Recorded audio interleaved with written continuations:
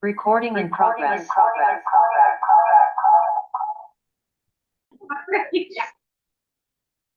Hey, thanks for many people out tonight. Thank you. We're going to call to order the regular meeting of the Los Olivos Community Services District, January 17 at 6 p.m. And next up, we'll go roll call. Director Palmer? Here. Director Kennedy? Here. Director Nelson? Here. Director Parks? Here. Director Fair? Here. This weekend, I want to thank everybody for coming on out tonight. Let's go ahead and rise and pledge allegiance. I pledge allegiance to the flag of the United States of America And to the republic which stands one nation under God, indivisible, with liberty and justice for all. All right, next up, we have public comment. If anybody would like to address the board about something not on the agenda, this would be your opportunity. So I just want to make a I'm sorry, also, if you can just state your name and if you're a resident, Yeah. just helps us know who it is. okay. So I'm Anne Marie Gott, and my mom owns property here in the district. And I just want to say Polo is going to be releasing their study probably within the next 30 days. I think that moving forward with, some things that the board is considering is probably not the best time, because I believe that the Polo study regarding the community is probably going to come in at a much lower cost than what we're seeing. And when residents hear about that, they're going to wonder why, the board is going forward with a lot of expenditure toward another project.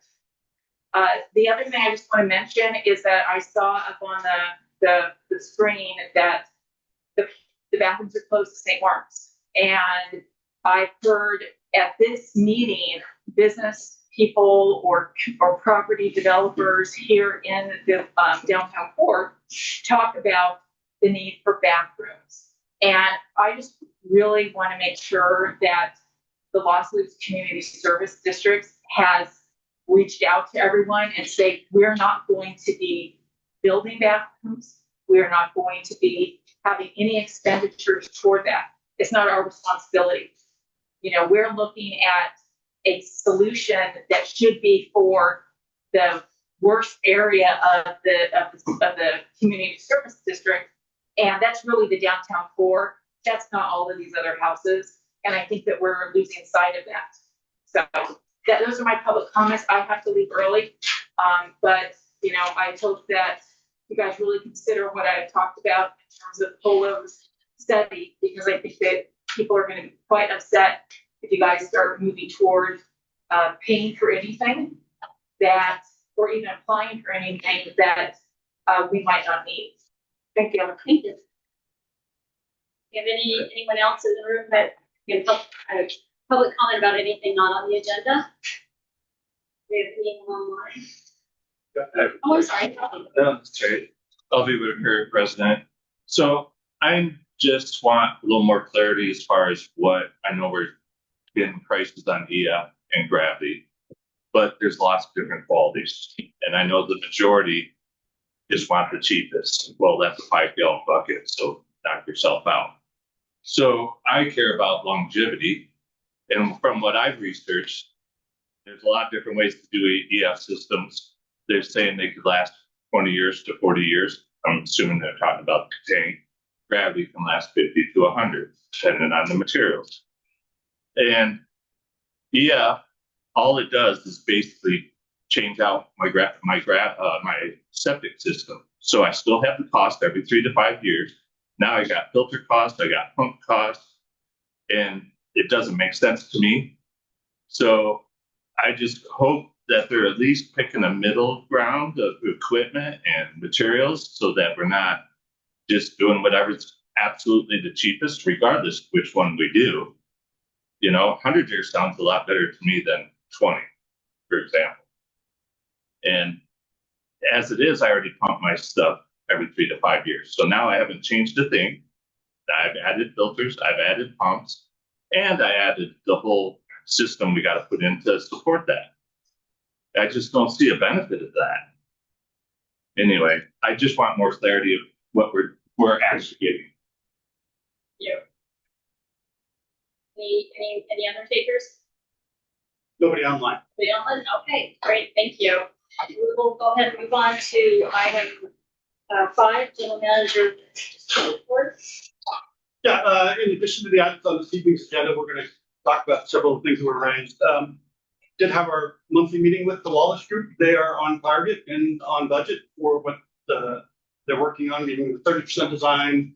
And that design includes both effluent and gravity fed collection, as well as a cost of ownership analysis. So they're on target to deliver that in March as contracted. I'd add that I added, since I got the report literally today, this afternoon, I think technically, we got the groundwater testing results. So those are posted if people want to see them. Long and short of if you don't want to read the whole report, wells 2 and 4, to kind of over on this side, all of that, and Granite by 154 are both at or above MCL. The others are still below our maximum contaminant levels. And the water depths didn't change a whole lot. I mean, so that's the brief. So. Great, okay, thank you. On the next item on the agenda is the consent agenda. I'll move that we approve the consent agenda. I'll say. Yeah, I'm sorry, public comment, consent agenda. Do we have any public comment regarding the consent agenda? All right, thanks. All right, we have a motion and we have a second. I didn't hear who the second was. Done. Okay. Tom. No. All in favor? Opposed? Okay, passes. Next item on the agenda is the election of officers for the calendar year 2026. Public comment first. If I may just some people in the audience may not be familiar with us. This is a process we go through every year. At the very first meeting, we take care of that kind of administrative stuff first before we get into business items. So this is an annual item. The board selects president and vice president. For those who aren't aware, other than having to work with me to help set the agenda, president doesn't have any particular extra powers. They're still just a director. Vice president's role is really just to fill in when the president isn't in a meeting to run the meeting. For our subcommittees, we have chairs of those. That's a separate process altogether. So that's what your board's supposed to do at this point. Thank you. Okay, now any public comment regarding the election? Okay, bring it back to the board. Anybody has any strong feeling about any nominations or? Who would like to nominate Julie to remain as president? I'll second that. I would definitely be delighted to serve the board and the community at margin once again.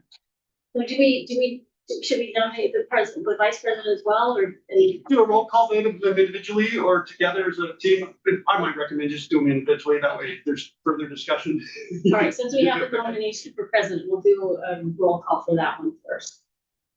Director Nelson? Aye. Director Palmer? Aye. Director Farron? Aye. Director Parks? Aye. Director Kennedy? Aye. She didn't say no. All right, so do we have any nomination on vice president? I think if Lisa is not wanting to do it, I would like to nominate Tom Nelson. If he is willing. Whatever you want to do. Right. Okay, I'll second that. All right, we have a first and a second. Any further discussion? Okay, let's go ahead and roll call on the vice president. Director Parks? Aye. Director Palmer? Aye. Director Kennedy? Aye. Director Farron? Aye. Director Nelson? Aye. Thank you. Thank you. Board, all right. Okay, moving on. Next item on the agenda is the consideration of financial application in the amount of $1,485,000 and approval of resolution 2601, authorizing the general manager to file and sign state water resources control board grant documents on behalf of the CS. If I may, Madam President, so as the items described, first of all, part of this item is Resolution 2501, which gives me official, as opposed to verbal authorization from the board, something in writing with the resolution. The State Water Board actually requires that, or some resolution like that as part of your package. They accepted our incomplete package without it, but it won't be considered complete until that is submitted. I'd add that I made it just a smidge broader than what they said. I didn't make it just specific for this planning grant so that your board won't have to come back and do another one if we go for a construction grant for them. I'll still be authorized to do that. I have spoken to the email to representatives from the State Water Board. They have our application. I also followed up with our local Region 3 Central Coast folks. They know we're in the queue now. They've seen our name listed there. The state folks, in addition to this resolution, turns out they went to two documents stating officially that we're not a water purveyor. We're not, right? We don't have that power. And one other document that they'd like to change just a little bit. They have a bunch of different applications. One is construction, one is planning. They're very similar. So they would like to see a redo on the planning document.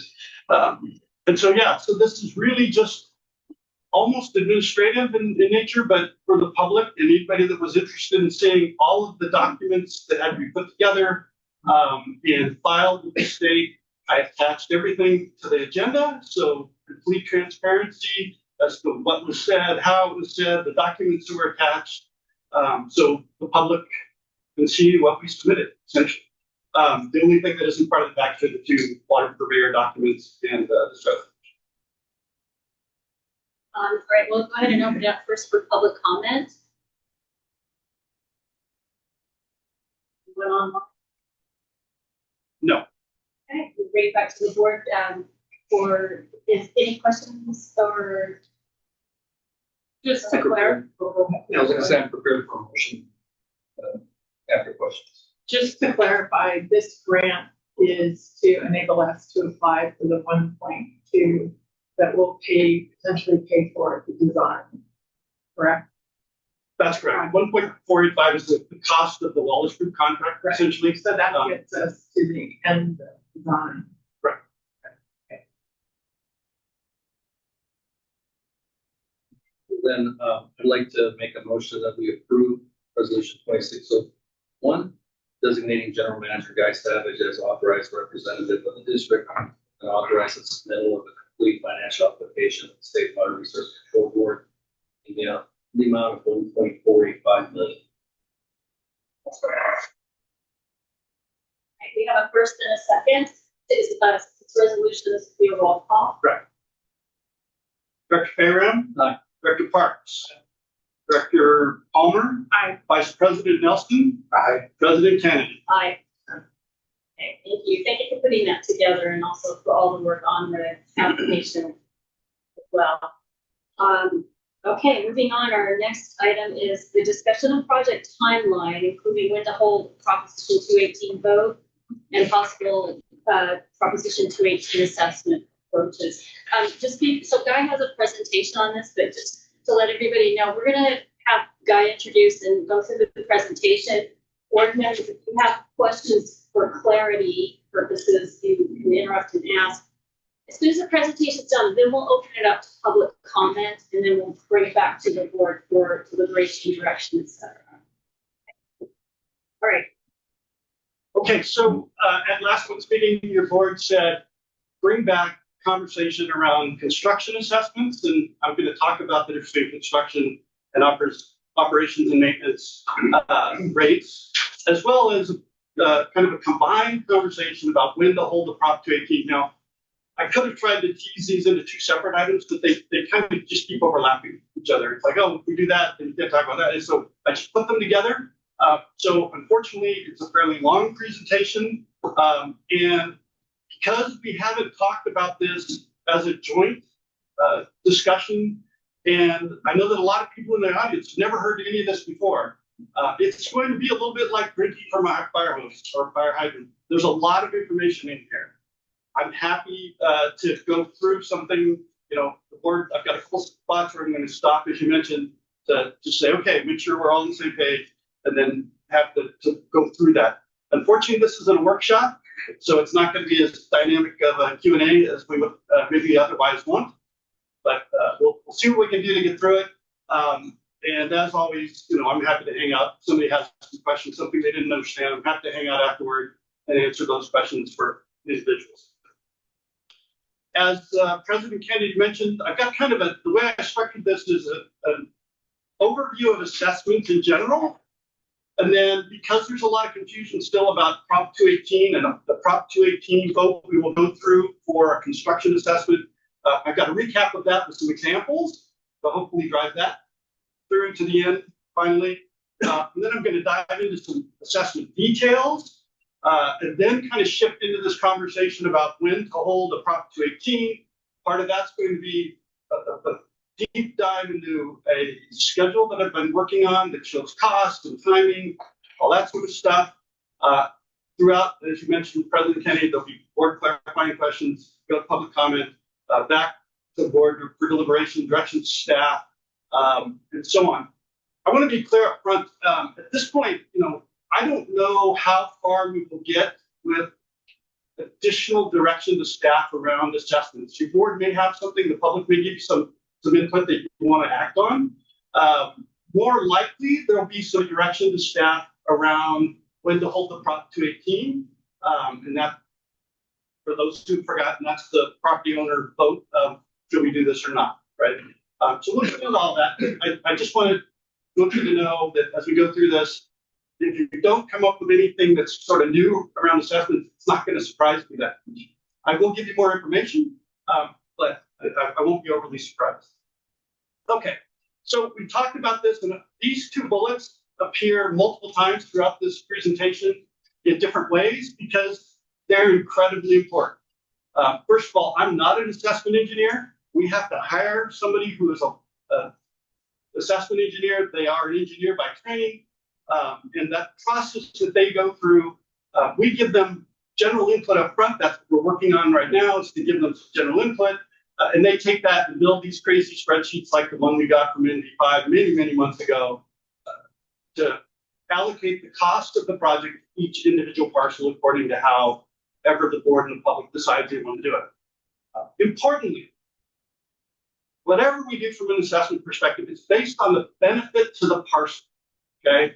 So we're going to get into a conversation here in a few minutes about things that are really better handled under operations and maintenance kind of approaches versus what we do under a construction assessment. But to try and help you tease those apart, because it's really easy to slide into the construction conversation, some items that really are better handled under operations and maintenance. And I'll try and point those out as we go. All right.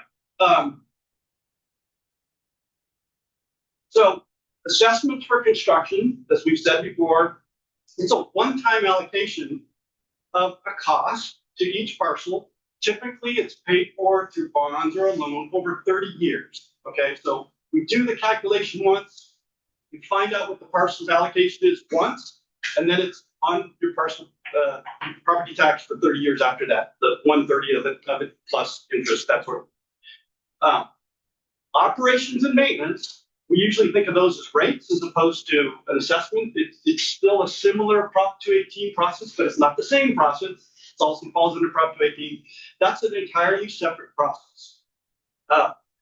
Assessments for construction almost always vary by parcel. And we've talked about some things that cause that to vary, things like parcel size, things like zoning, and I'll give you some more examples of that in a few minutes. The ones we've talked about essentially previously. What that usually means is that some smaller parcels that are zoned the same as a larger parcel will pay a little less than a larger parcel. And why is that? Well, a larger parcel has some potential that a smaller parcel doesn't have. If I use a residential parcel as an example, our smallest residential parcels within the district really aren't big enough for an ADU, whether they have a large house on them or not. Some of them are just the house is there, and apart from their driveway, they're in a smaller backyard. They're just not big enough to put a, said 1,200 square foot, which is what you're entitled to by California law, ADU. Larger parcels could have, a 10,000 square foot house and an ADU. And so even though they're both residential zone, clearly they're different sizes. Typically in the construction process, with the construction assessment, you treat them the same from a basic premise. You don't say, oh, that one's got an ADU and this one doesn't. You don't say, oh, that one's bigger, it's got a 5-bedroom house, it's a smaller one, a 2-bedroom house. You say it's a residential property, and then you look at the potential potentially based on its overall size. Recall that the NV5 assessment engineer that we had do the work before, he solely looked at parcel size. He didn't look at zoning, he didn't look at anything else. And the reason he did that, and I'll say it again in just a minute, the reason he did that is that's the one thing about a parcel that essentially can never change. You can petition the county to change zoning, you can add a bathroom, you can add a bedroom, you can add an ADU. You can do all these things on a parcel based on your zoning, and even zoning can change. But the parcel size doesn't change. And if you split a parcel, well, now you've got 2 parcels, but that same basic starting size is still there, right? So you divide the cost based on those parcel sizes. So parcel size is always a good approach to at least consider, and the board has talked about it in its approach. And then one last caveat related to this presentation. I'm going to talk about some timing of things and the schedule that I put together. It assumes somewhat of a best case.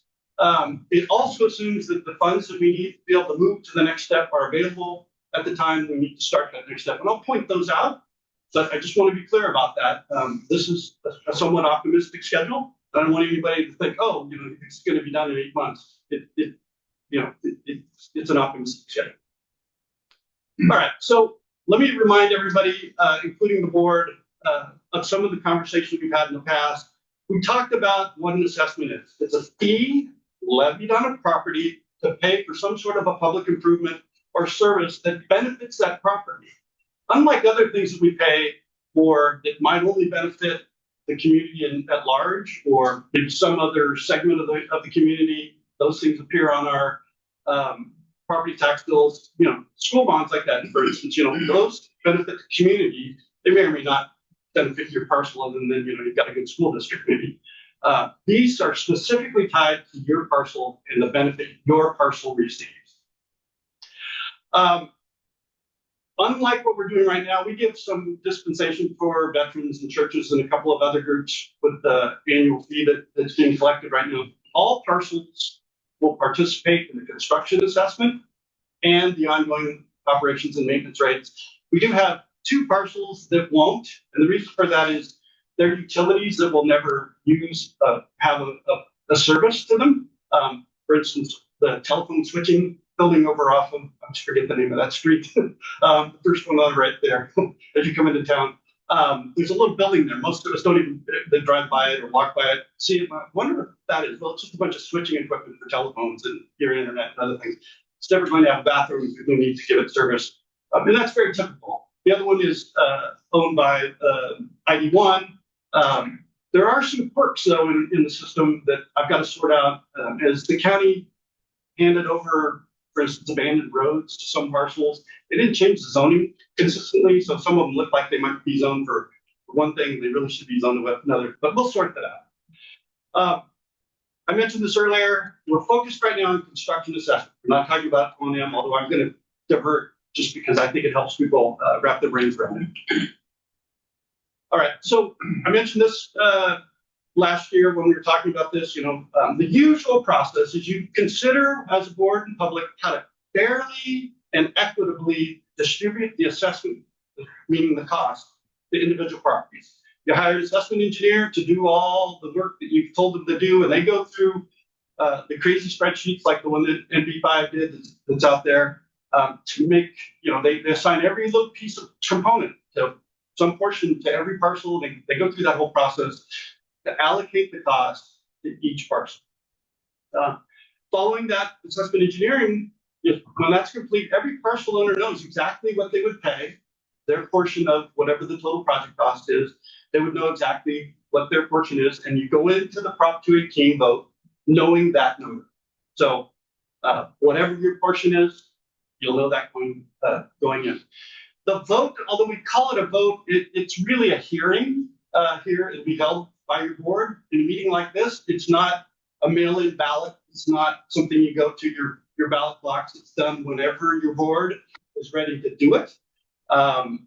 And it's a really robust process. There are requirements, 45-day requirements for sending out mailings before the hearing is held. There's notices. There'll be meetings that are not Brown Act meetings like this one, where people will be able to ask questions and get answers in a more interactive fashion.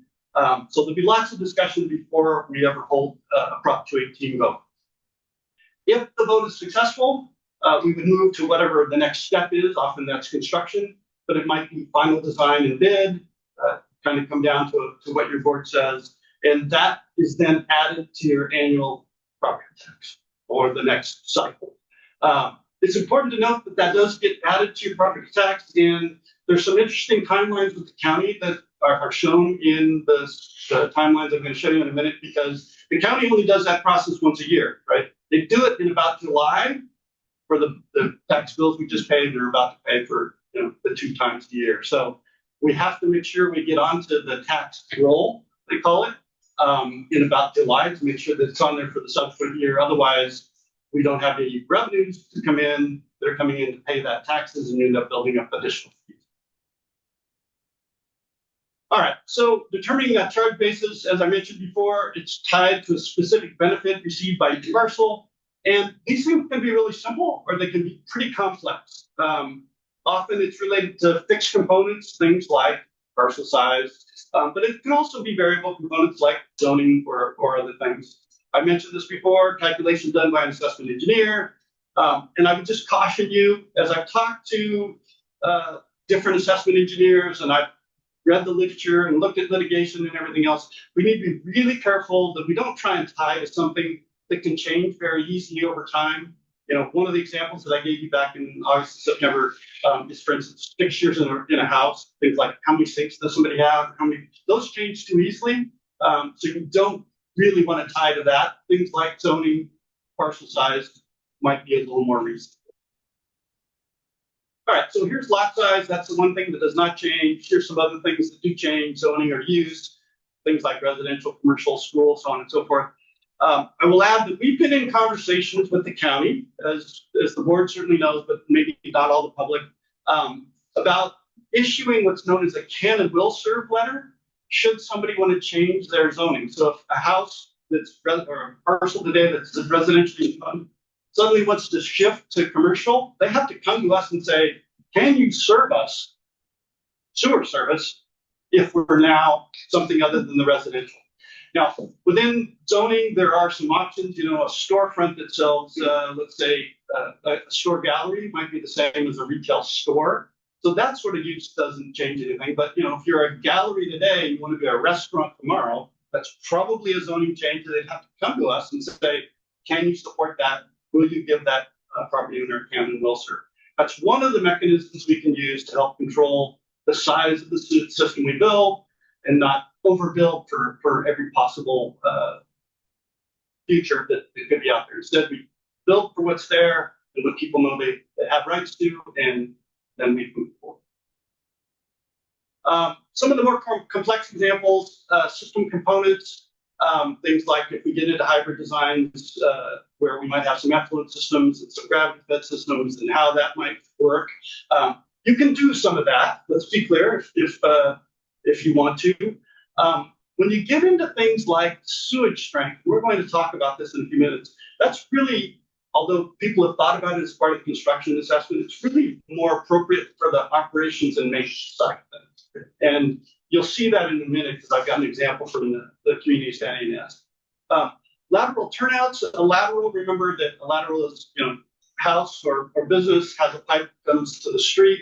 That little connection point is a lateral turnout. So it's where the lateral would connect to the main.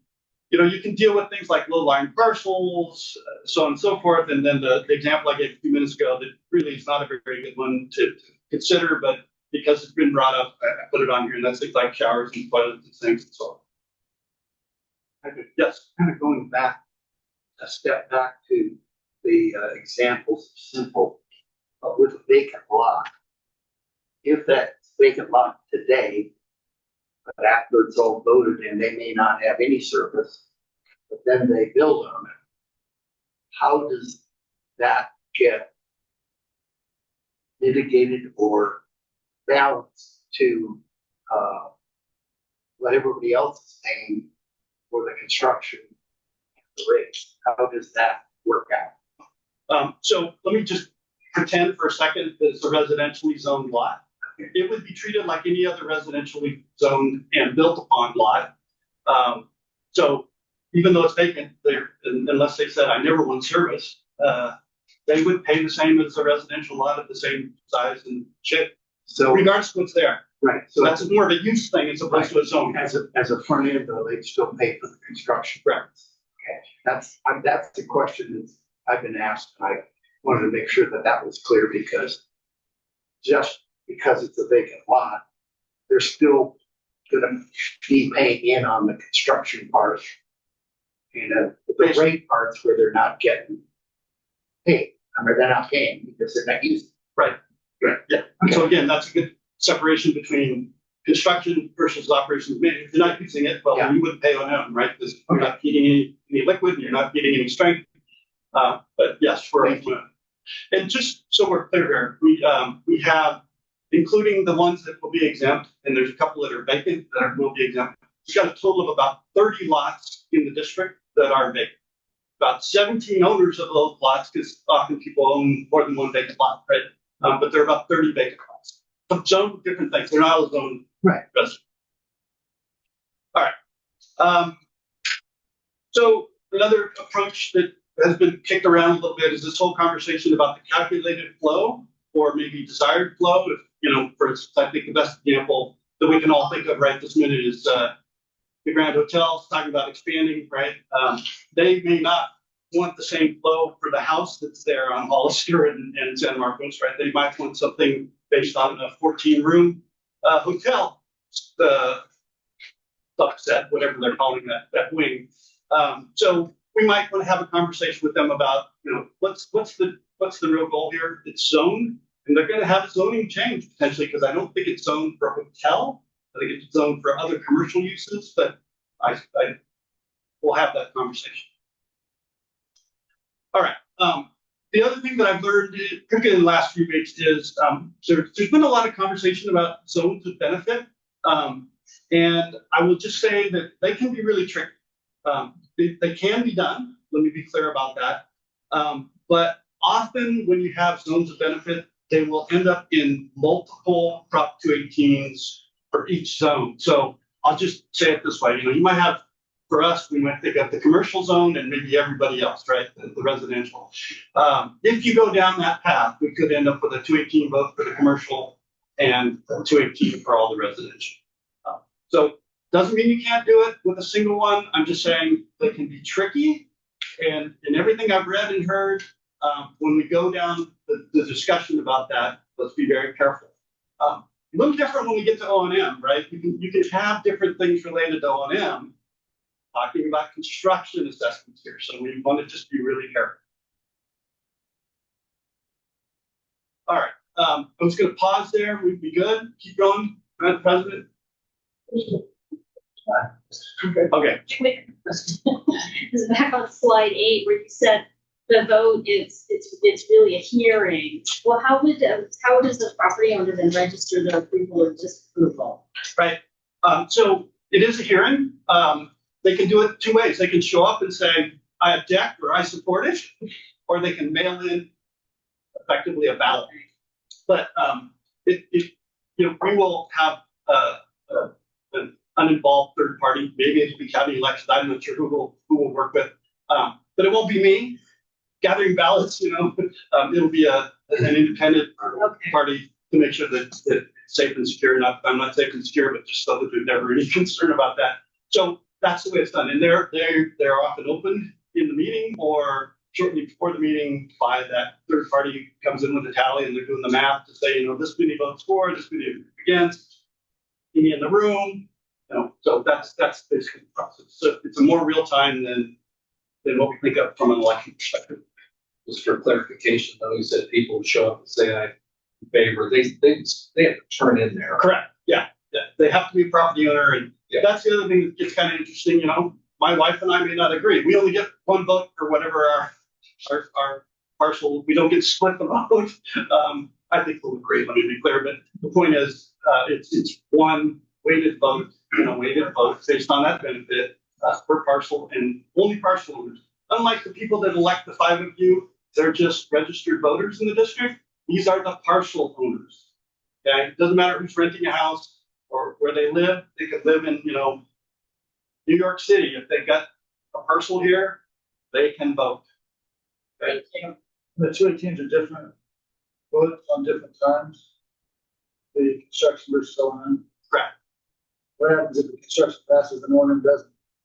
There's a process for that. So let me just summarize it. Say it's a higher bar to not pass the O&M than it is for the construction. And I'll explain that if you really want me to go into detail, but it's a whole nother process we'll be going through. Let me just give you the very, very brief. We're going to talk about Prop 218 in just 2 seconds here. The kind of Prop 218 we're going to go through for the construction assessment is a protest-based vote. Protests have to outweigh the positive votes, okay? For rates, it's a little bit different process. You have to have a majority. It's okay. A majority say no. So 50 plus 1 so it's a higher bar, okay? And I'm going to walk through these examples. I've got some examples for you, but so it's a different process. It's still Proposition 218. It's still an opportunity for parcel owners to vote for or against something that's going to affect their parcel, but it's a different process. All right. So as I just said, this is a protest-based vote. So unlike a normal vote, when we think of ballot measures, it's usually 50 plus 1 on the positive side and it passes. This is the other way around. 50 plus 1 no's and it doesn't pass. That's why it's protest-based. Although the likelihood is nearly 0 that we would end up in a tie, unlike the House of Representatives in this case, in a tie, it passed because the number of no's did not outweigh the number of yeses. Okay, so that's again why it's protest vote, because you're counting protest in comparison to affirmative votes. It's a little backward, but that's the way it works. As I've said here, not all parcels will have the same weight, and I'll show you some examples in 20 seconds. But again, it's based on that benefit that your parcel's receiving. Okay. Now, I'm going to show you 5 example parcels. It means absolutely nothing in as much as I made this up. There are no parcel 1 through 5.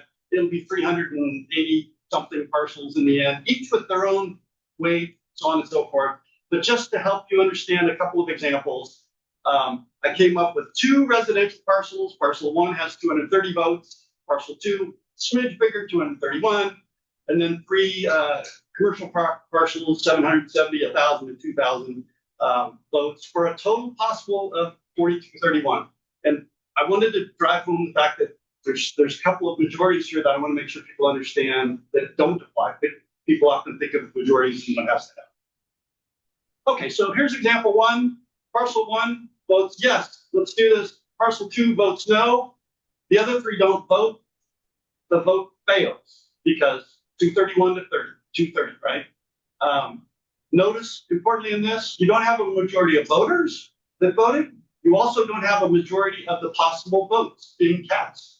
It's a simple majority. 231 votes for no, 230 votes for yes, it fails.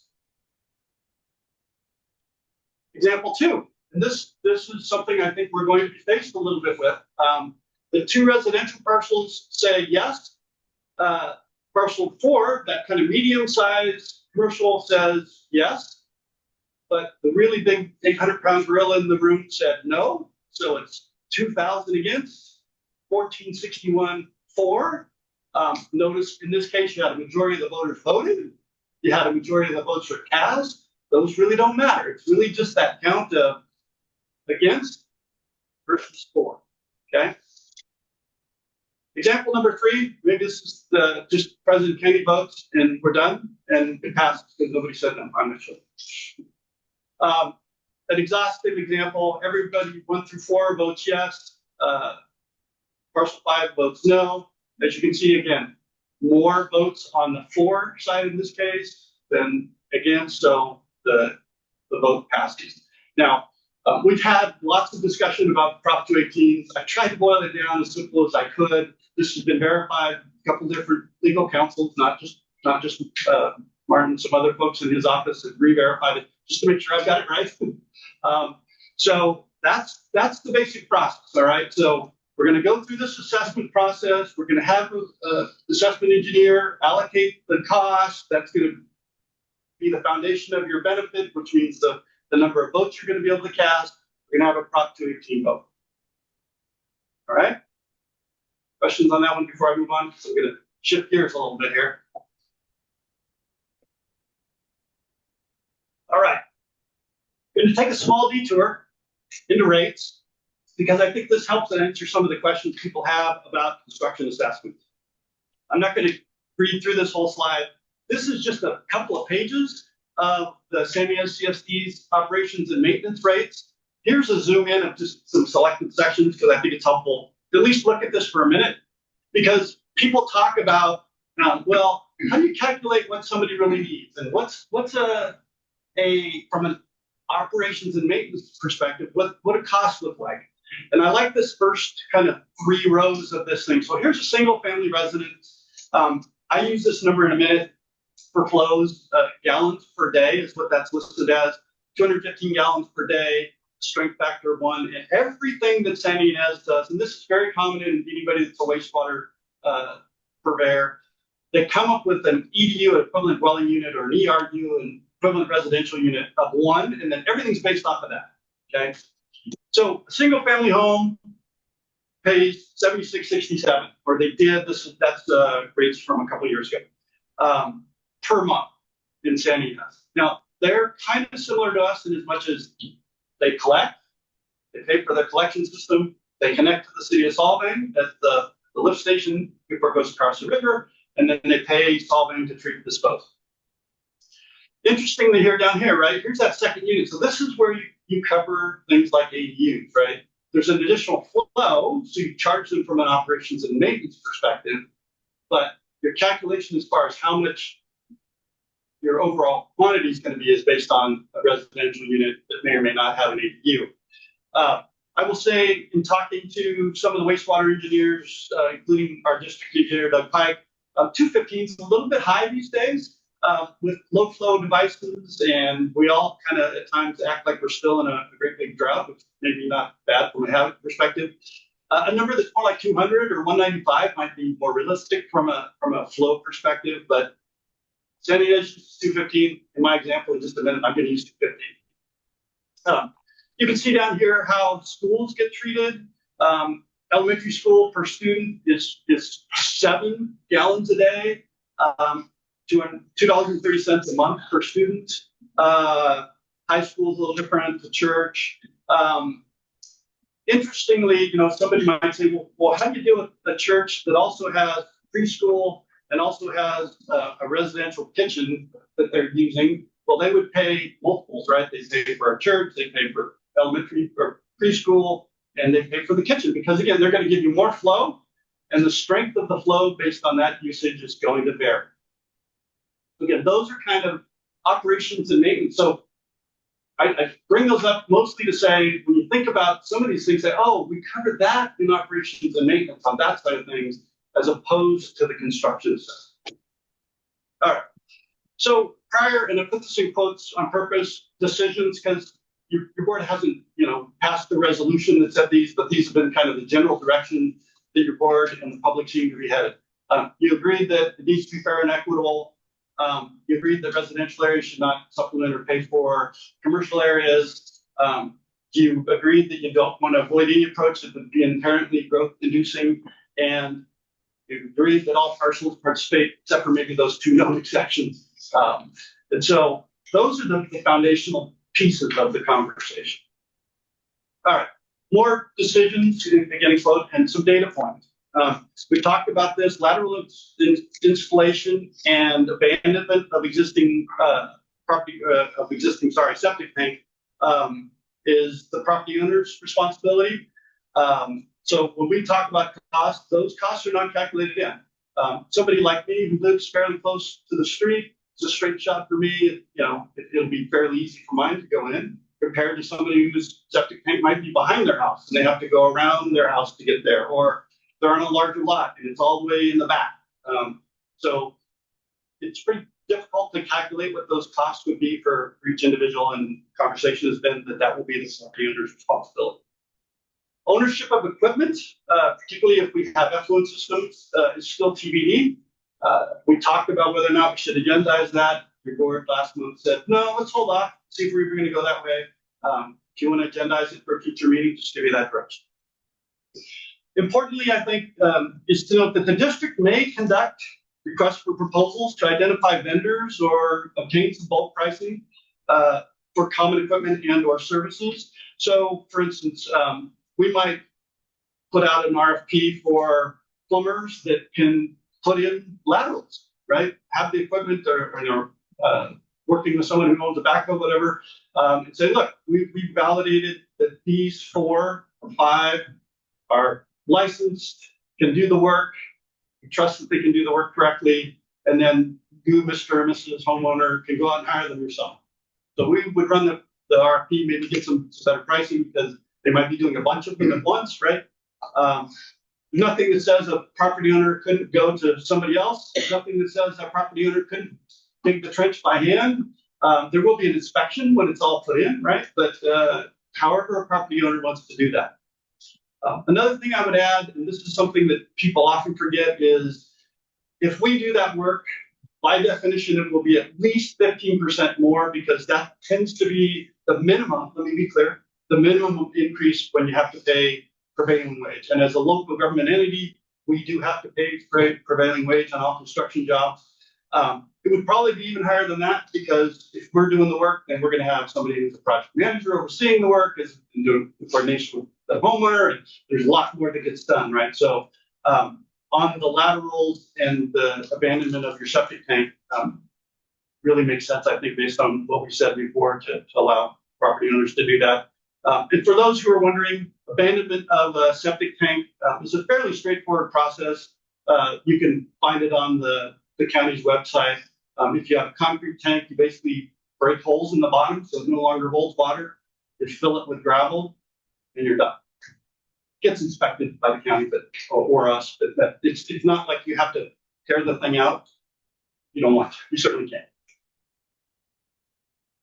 Okay, so here's the parcel, or the district rather. We're 384 parcels, about 303 are residential. And when I say residential, I want to be clear, I mean residentially zoned. We do have some non-residentially zoned parcels that are currently used for residences, but are actually zoned for some other non-residential use, something commercial or what have you. That leaves, assuming that in the end we only have those 2 that I mentioned before that are exempt, there might be a couple more. That leaves 79 that are things like commercials, the elementary school, churches, and other things that are out. One of the future decisions that kind of popped up at the bottom there, in case you didn't see it, goes back to your question indirectly. You're going to have to make a decision about how to deal with what are often referred to as non-buildable lots. What's a non-buildable lot? Often when the county abandons a small road, for instance, they'll either give it to one parcel and split it between the 2 parcels that road would have gone through. So you've got a 12-foot wide parcel that is attached to something. What do you want to do with those? I will tell you, in my experience, generally speaking, districts will go ahead and treat them like they're a residential parcel if they're attached to a residential. The reason for that is you can move that lot line, right? If you own those 2 lots, you can move that lot line over. We don't have a decision there yet. At some future point, not today, your board will have to talk through that and think about how they want to do it. Okay, so spent some time just using some numbers to try and help people understand at the highest level. Now, again, when I talk about allocating costs here in a minute, the assessment engineer gets down to every component. You know, it's like, oh, you have 45 of these elbows and 65 feet of this pipe, and you know the pump station itself and all the different pieces. I just took it at the highest level. The assessment engineer is going to take it to that very nitty-gritty detail. So Stantec, when they did their basis of design, calculated that our average daily maximum monthly flow is 133,800 gallons for the entire district. Okay. Wallace Group is re-verifying that number. They have are about to receive from ID1 some new flow numbers to see what people are actually using. It's anonymous, so don't worry that they won't be able to tell how much water you individually are using. It's kind of an anonymous set of data. 303 parcels that are residentially zoned, 2 exempt, I believe 79. So now there's that 215 number that I talked about before that San Ynez uses. You might use a smaller number. If you do the simple math, right, 303 times 215, that's a little over 65,000. So of that 133,800, the residential lots, based on this calculation, need 65,000 of it. The non-residential lots would need about 68,000 of it, or about 51% of the total flow would be based on non-residential lots. I will say that I went back and I looked at the Stantec. Remember back in the day when Stantec had a different kind of zone, right? Implementation zones 1, 2, and 3. These numbers don't match exactly what they said. Their calculation for the non-residential lots was a little smaller. It was more in the 40% as opposed to above 50. So, but it's close, and Wallace Group's going to review this. But I just wanted to help give folks an example. So we've been kind of kicking around a $45 million project estimate. If you do the math, based on the amount of flow alone, just under $22 million would go to the residences, and just over $23 million would go to the non-residential lots. I want to point out this note at the bottom here, a great big caution.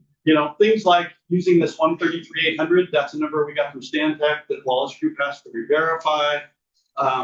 Using 215 gallons per day is the number we got from San Ynez. As I noted, it could be a smaller number. And so just be careful when you begin stacking these assumptions on top of each other, right? And so, again, I'm not an assessment engineer. I'm just trying to help you understand at the highest level what's going on here. So don't take these numbers as gospel in any way, shape, or form. All right. Any questions on that? I'm going to move to another topic here. Hey, Guy. The $45 million project estimate, that seems low to me. I thought we were in the 55 to 60 range. Did I miss something?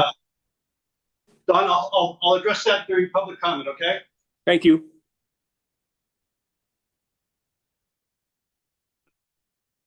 All right. So then shifting a little bit to when to hold the Proposition 218 vote for construction. Let me be clear about that. Our current timeline, again, remember I started this out by saying it can be a little optimistic and it assumes the funding is available when we need it. So that still applies here. The Wallace Group Phase 1 effort, which is to reconcile the two 30% designs, the one we got from Regen, the one we got from Stantec, and the 30-year cost analysis, that is on target, and we have full funding for. That'll be done in March. Before we'll be able to talk about it in April. I'll get to this later, but as a precursor, I may be asking you to skip May for various reasons. We'll get into those in a few minutes. But that is all on target. We have full funding to do that. Once we have the 30% design, your board has said that's when you're going to make a collection decision. Are you going to be gravity? Are you going to be effluent? Are you going to be a mix? What are you going to do? Okay. As soon as that's done, that's when we need additional funding to get through what Wallace Group has termed the Phase 2 of their project. That includes 60 and 90% design. They also included a cost for an assessment engineer. Certainly, we'll want to make sure that we've gotten the best price and the best potential partner for assessment engineering. So we'll probably have a mini RFP in there that identify the best possible candidates. If we get funding and we move forward on the timeline that I've outlined, toward the end of this calendar year, you would see the 60% design, and in just a smidge more than a year from now, you would see the 90% design. Now, your board has talked in the past about doing the Prop 218 about this time next year. Sometime, December is what you were saying before. And you may recall that I said, that's probably not a good idea because you're going to have a potentially new board, at least 3 new board members that get elected in November. And you're gonna wanna wait until the new board is seated before you hold a hearing on a Prop 280, right? You wanna make sure that property or voters have a chance to weigh in on who the board is. So more likely, in my opinion, the earliest would hold it would be Q1 of 2027, so a year or so from now, then assuming those happen. Importantly, we do have to go back to LAFCO in Q2 of next year to say, how are we doing? Are we going to make it or not, right? And what's going on. So that's all part of, I think, the thinking of how we came up with originally Q4 and now maybe what makes more sense is Q1 of next year. All right. I'm a picture person. Words don't always do it for me, so I tried to come up with a way to describe what's happening from the beginning of a project all the way down to when you get to final bids and construction and all that sort of stuff, and the uncertainty that's involved at each of those steps. And what does uncertainty mean? Well, that means some sort of reserve on the project costs, right?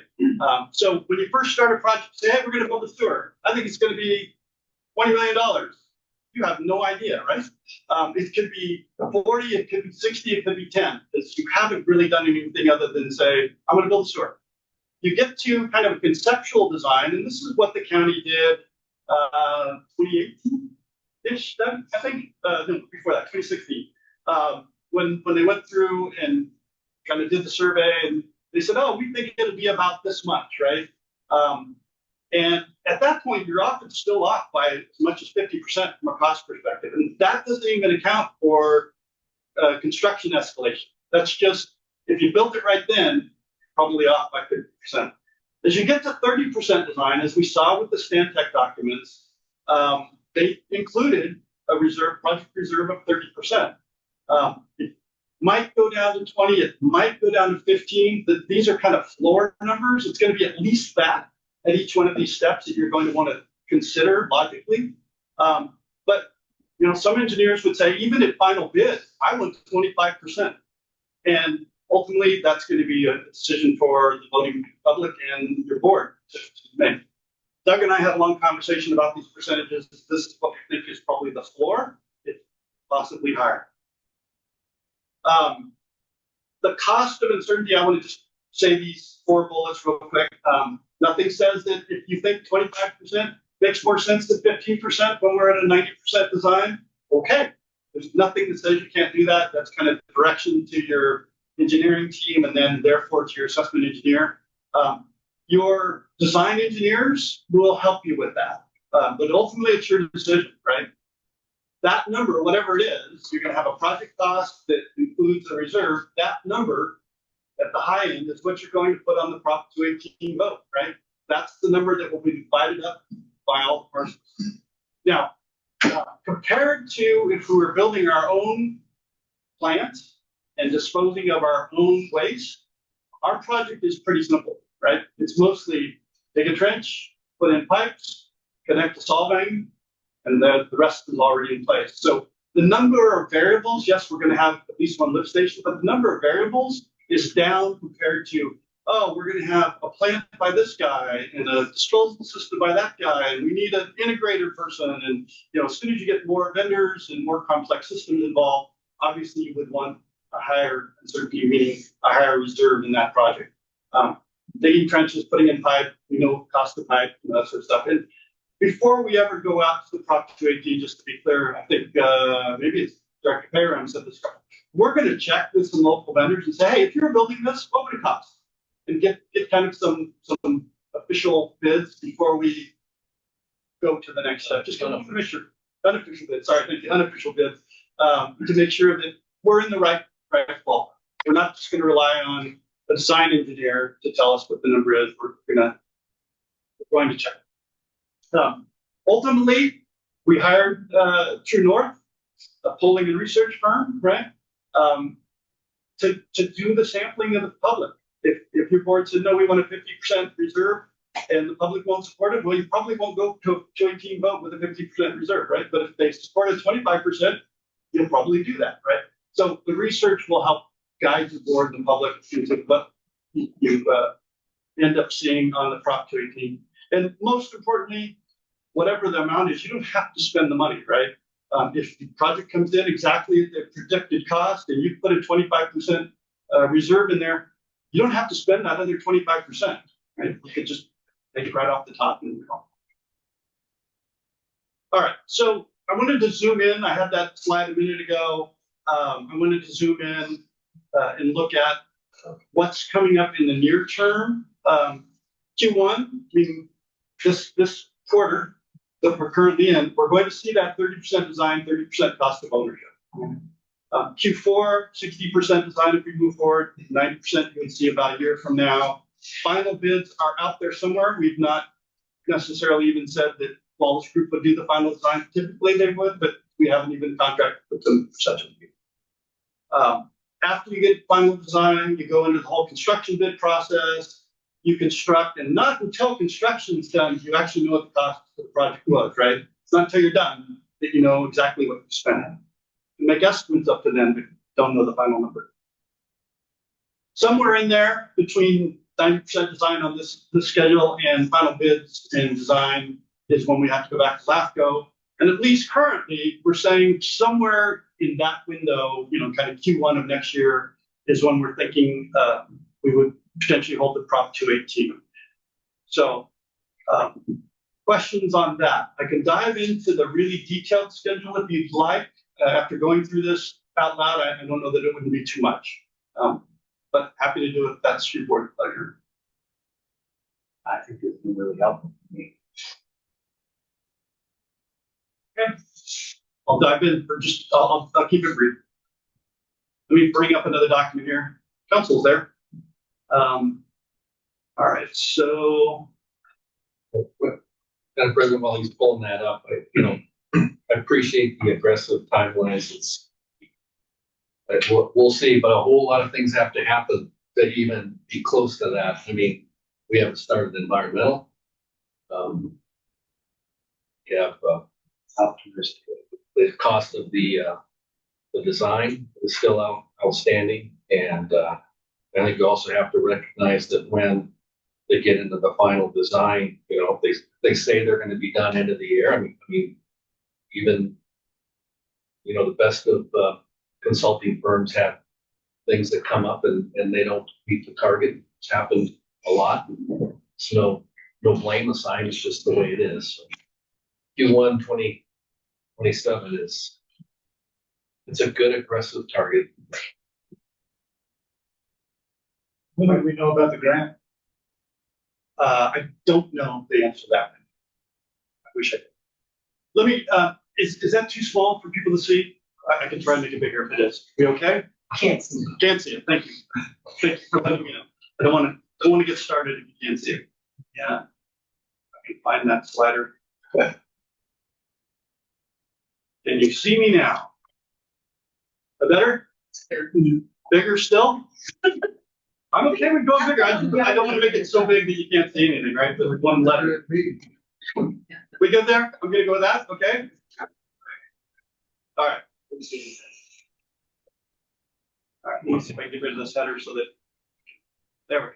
All right, so the way this is set up over here is I didn't use Microsoft Project. For those who are used to using Microsoft Project, you know how it's set up, but they have these IDs, and then this is the task in column B that I'm going to be talking about, how long it's anticipated to take. Predecessor is what has to be done before I can begin that task, right? The funding required is the funding to do that task, and for our purposes, if it's in black, that means we have the funding. If it's in red, we don't have the funding currently, okay? Or in this case, we don't even know what it's going to be. And then when you get over here, you can see, this is 2026 broken out by quarter and broken out by month. And I'm going to kind of go top to bottom here fairly quickly because, again, I realize it's pretty far down into the weeds, but I want to make sure you understand where we're at. So phase one started back last year. It was 28 weeks. They're on target actually to deliver in March with an expectation that we'll do a presentation in front of your board at the April meeting. That's why it's shown here as April. Talked about making some collection decision selection I had this initially lined up for the May meeting, but again, I think it's too important, and I know at least one board member is not going to be available that month, so it probably makes sense to go ahead and kick that to June. So there's already a little bit of a slide to the point about nobody's fault. It just, that's life happening. Phase 2 that I mentioned before, that's the 60% design, the 90% design. That's all kind of covered by this. If we stuck to the schedule, 60% design October, and then January or February of next year would be 90% design. Solving contract, I've done some initial work on that. I figured I'd try and have that done by the time we get to the end of phase 1, the 30% design. Sliding down here, assessment engineering, environmental engineering, that work actually has begun. And we do have the funding to pay for that for Padre. Assessment engineering, on the other hand, is part of the costs that we don't have at this point. And if you look at the details of the grant application, there's actually a 2-year budget shown in there. You can see how some of this would fall in there. To be able to make sure that we're doing all the things that are Proposition 218 related, if we were targeting a Q4 Prop 218, we'd really want to have the assessment engineering done somewhere like June, July, because making sure you set up all the meetings and you send out all the notices and you properly worded things, that takes time. And you don't want to mess it up, because if you mess it up too badly, you get started, which nobody wants to have to do. And that's not a free process, right? We've estimated, and part of the conversation about True North and RGS and contracts for them to do things like polling and communications and writing the documents that have to be written and just managing the process in general. Again, shown in black because we did set aside funds to be able to do that. The decision, part of what we're trying to drive toward here for both the public and the board, the decision about when to hold the Prop 218, that slide I showed a few minutes ago that showed, concept 100% off, you could hold the Prop 218, I wouldn't recommend it. We've been talking about holding it after the 30% design. That's up to your board and the public to decide. Timing wise, if we have the funding for 60 and 90%, we'd actually see those documents, even if you got started after the 30% design is concluded. And that's probably sufficient if you include enough insert factor. Construction, again, under an absolutely optimistic schedule, could end, again, somewhere way out here, if I can get the slide right, way out here at the end of 27, maybe. Maybe. You're getting too far out, 2 years from now, kind of hard to guess what's going to be happening 2 years from now. But under an optimistic schedule with bid reviews and so on, that is certainly a possibility. Unlikely, but a possibility. Financing, one of the questions that the board member asked me is related to the documents about our experience with financing. I will say that I've got quite a bit of financing experience as far as projects like this are concerned, both from Vaughn's perspective as well as iBank or other loans to the state. So I'm comfortable with those processes, that they're not crazy hard. You just have to know what steps to take, when to take them, and how to make sure that things are aligned correctly. Groundwater sampling, we just got our most recent examples. Again, for those who came in maybe a couple minutes late, the data is posted on the website. Search for groundwater wells. Our LAFCO reapproval, slide back a little, sorry, is out here second quarter, that green bar right there. And this is that property tax roll submittal I was talking about. We have to turn it in by August. So if you miss that August window, you have to wait a year. There's no, oh, can we do it in December? No. Can you do it in February? No. You miss August, you wait until the next August. And then just because I was trying to track when board meetings were, and they're listed here throughout the next 2 years. So that's the detailed schedule. I realize maybe too much for some, maybe it's not enough for others, but certainly there's information for you to look at. All right. So, I didn't miss anything over here. Yeah, so Madam Chair, what I suggest is if the board has a couple of quick questions, I can answer those. Go out to public comments, gather all that information, and then come back to your board for deliberation and potential direction of the staff. And for your benefit, council's been there for quite some time. Of course, if anybody just need clarifying questions, you need answers before we open it up to public comment. So I mean, ideally, then we really would like to have 218 for August 2027, because that's what we need to have put on the tax assessment for the following year. Otherwise, you miss a year. Yes, I guess. It's really just a question of interest that you're building up, right, and having to make payments. So yeah, in an ideal world, you know, you could hold the Prop 218, have it get yes, the next day they put it on the tax rolls, and later that year you're getting revenue.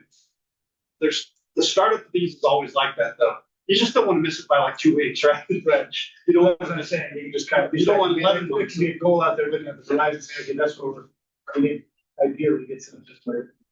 And, you know, part of my answer to that is, you know, we are saying we're going to be looking for grants. And I you know, depending upon how much grant I think is sufficient, you know, I think we will get some grants. I'm not going to tell you how much they're going to be, but I think we'll get some grants. So you can often use grants to pay for that window where you haven't received any revenues yet. And you can tie your payments to when property taxes come in and all that sort of stuff. So it's financially workable, but And you can still get grants after the 218. sorry. You can still get grants after the 218 and all that. You can continue to apply for grants. Yes, you can. Yeah, when you're under construction, you can still grant. It's less likely often unless a program pops up that says, "Oh, you know, you've got a construction project." Often, you know, not having funding in hand is an easier ask than, "Oh, I've got all my money, but Right. I need more." Can you give me some more? Yes, you need to be smart. So, but it doesn't mean it doesn't happen. Particularly when we talk about interactions at the fed level, because that's often a much delayed process, right? So. Hard to say, but I'm sure we'll get some grants. Just a question of how much and when they'll come in. The other question on timing is, too, like, depending on, we don't know where the, don't want to use the term bond, but let's just say where the loan comes from or whatever part isn't the grant. There's a process with that. I mean, just because you pass the 218 doesn't mean you automatically got a bank full of money. No, most definitely not. Yeah, so that has to be worked, whether it's the state revolving fund or the USDA fund or whatever it is, that all has to be lined up either before or shortly after the election.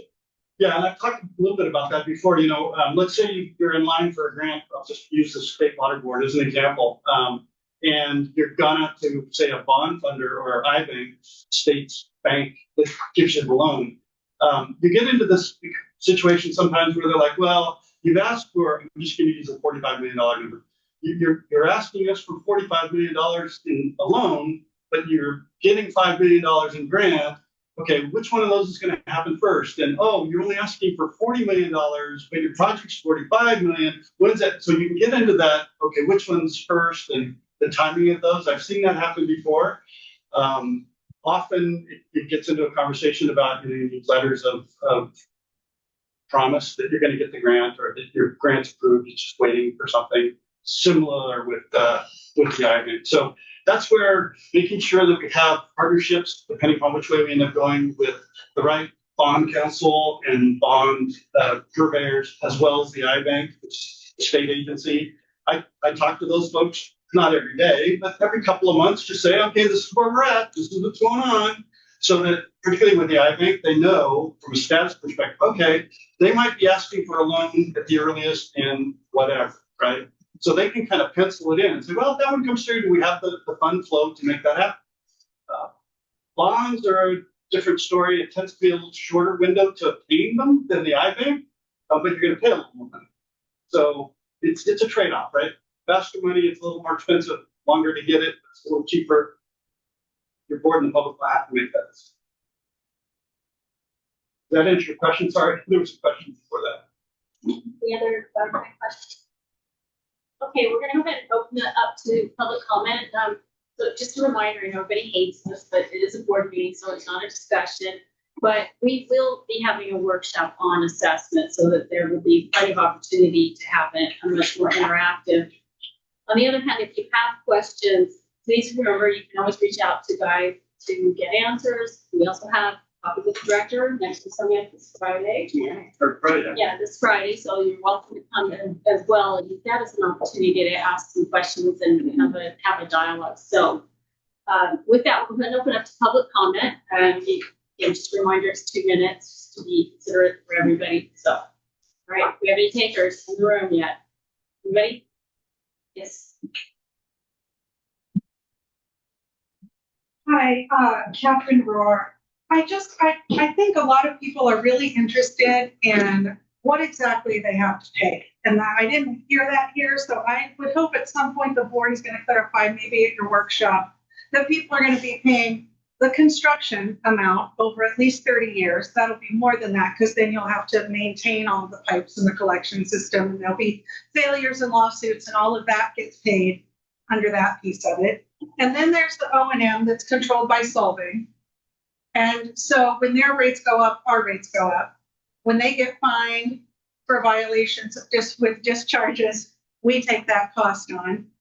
So we're paying construction, each lot, we're paying O&M according to solving, and each lot is paying for a lateral connection. And for people like Mr. Savage down here, where there is nitrate contamination and you're on a small lot with an easy connection, that's not a big deal.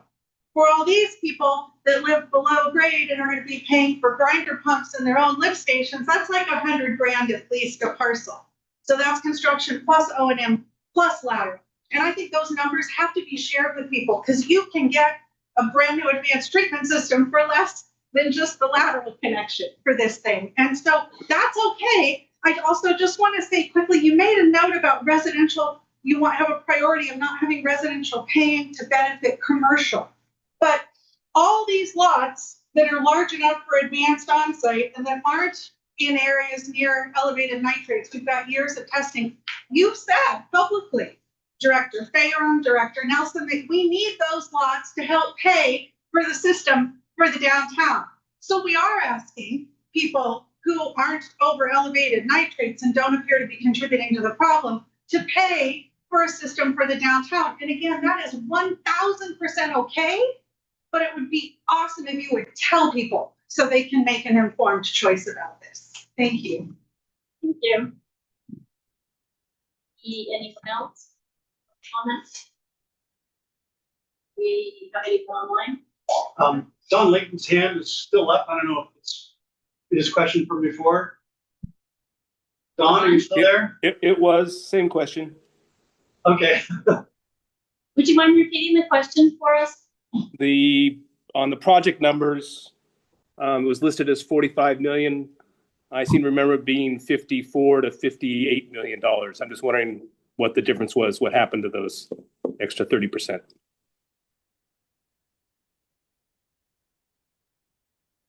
So again, if you would like, you can reach out to General Manager Savage, and he can get back to you on the details on that. Okay. Anyone else online? All right, then we'll go ahead and bring it back to the board for discussion and further direction for home management for staff. And let me be clear, it's probably staff here, because it might be for Martin, who's online as well. Maybe not direction for me. There's that. I can quickly, 20 seconds to answer that question if you'd like. Sure. So for those who have been following the numbers, right? So I would point people back to the May workshop where we walked through this, but in short, those higher numbers that Mr. Lake was referring to were for an in-district built plant and others, right?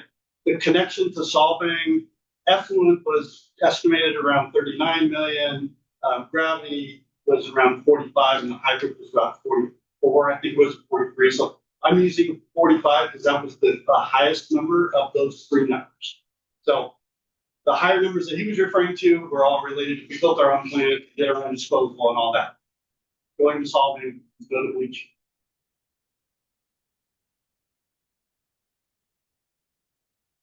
Yeah, go for it. A lot of things here. First, appreciate the discussion on the lots and maybe not being ADU, but being assessed differently.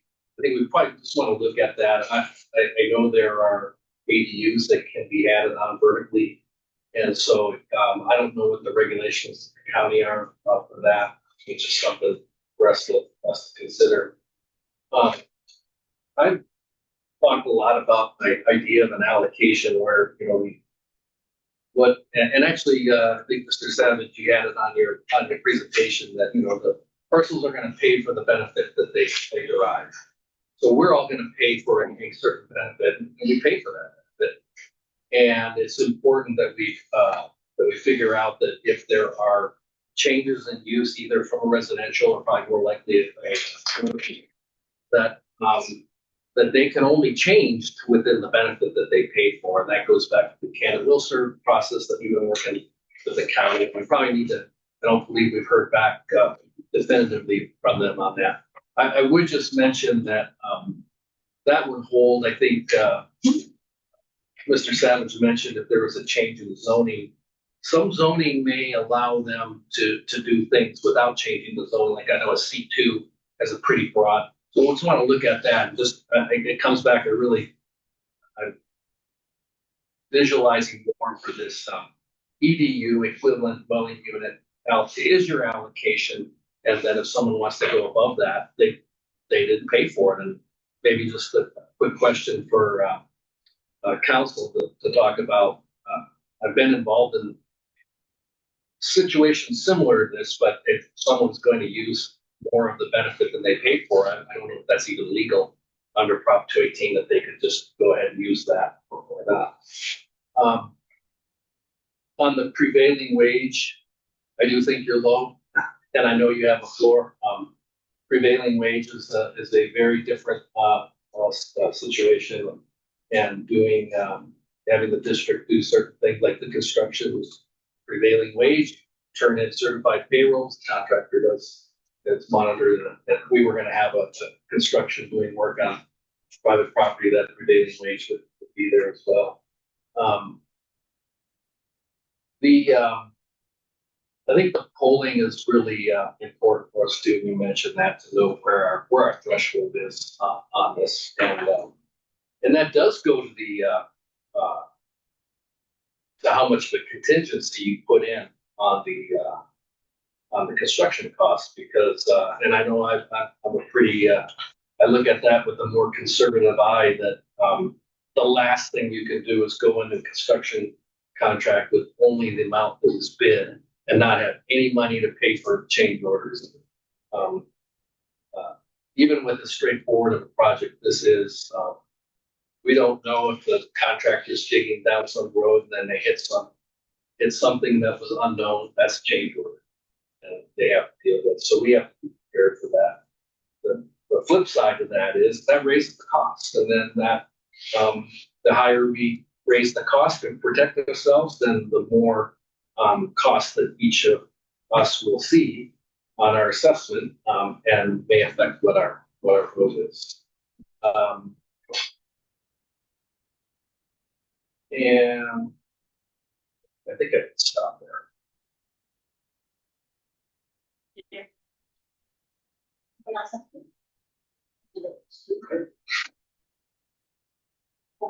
I do, Director Parks does. So just on the timing, I think we have to put a stake in the ground Q1 27 and say that's the goal.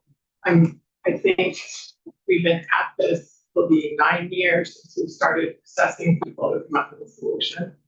I think we just have to set that deadline and work to it. I think if we give ourselves wiggle room, it's going to bleed into 27.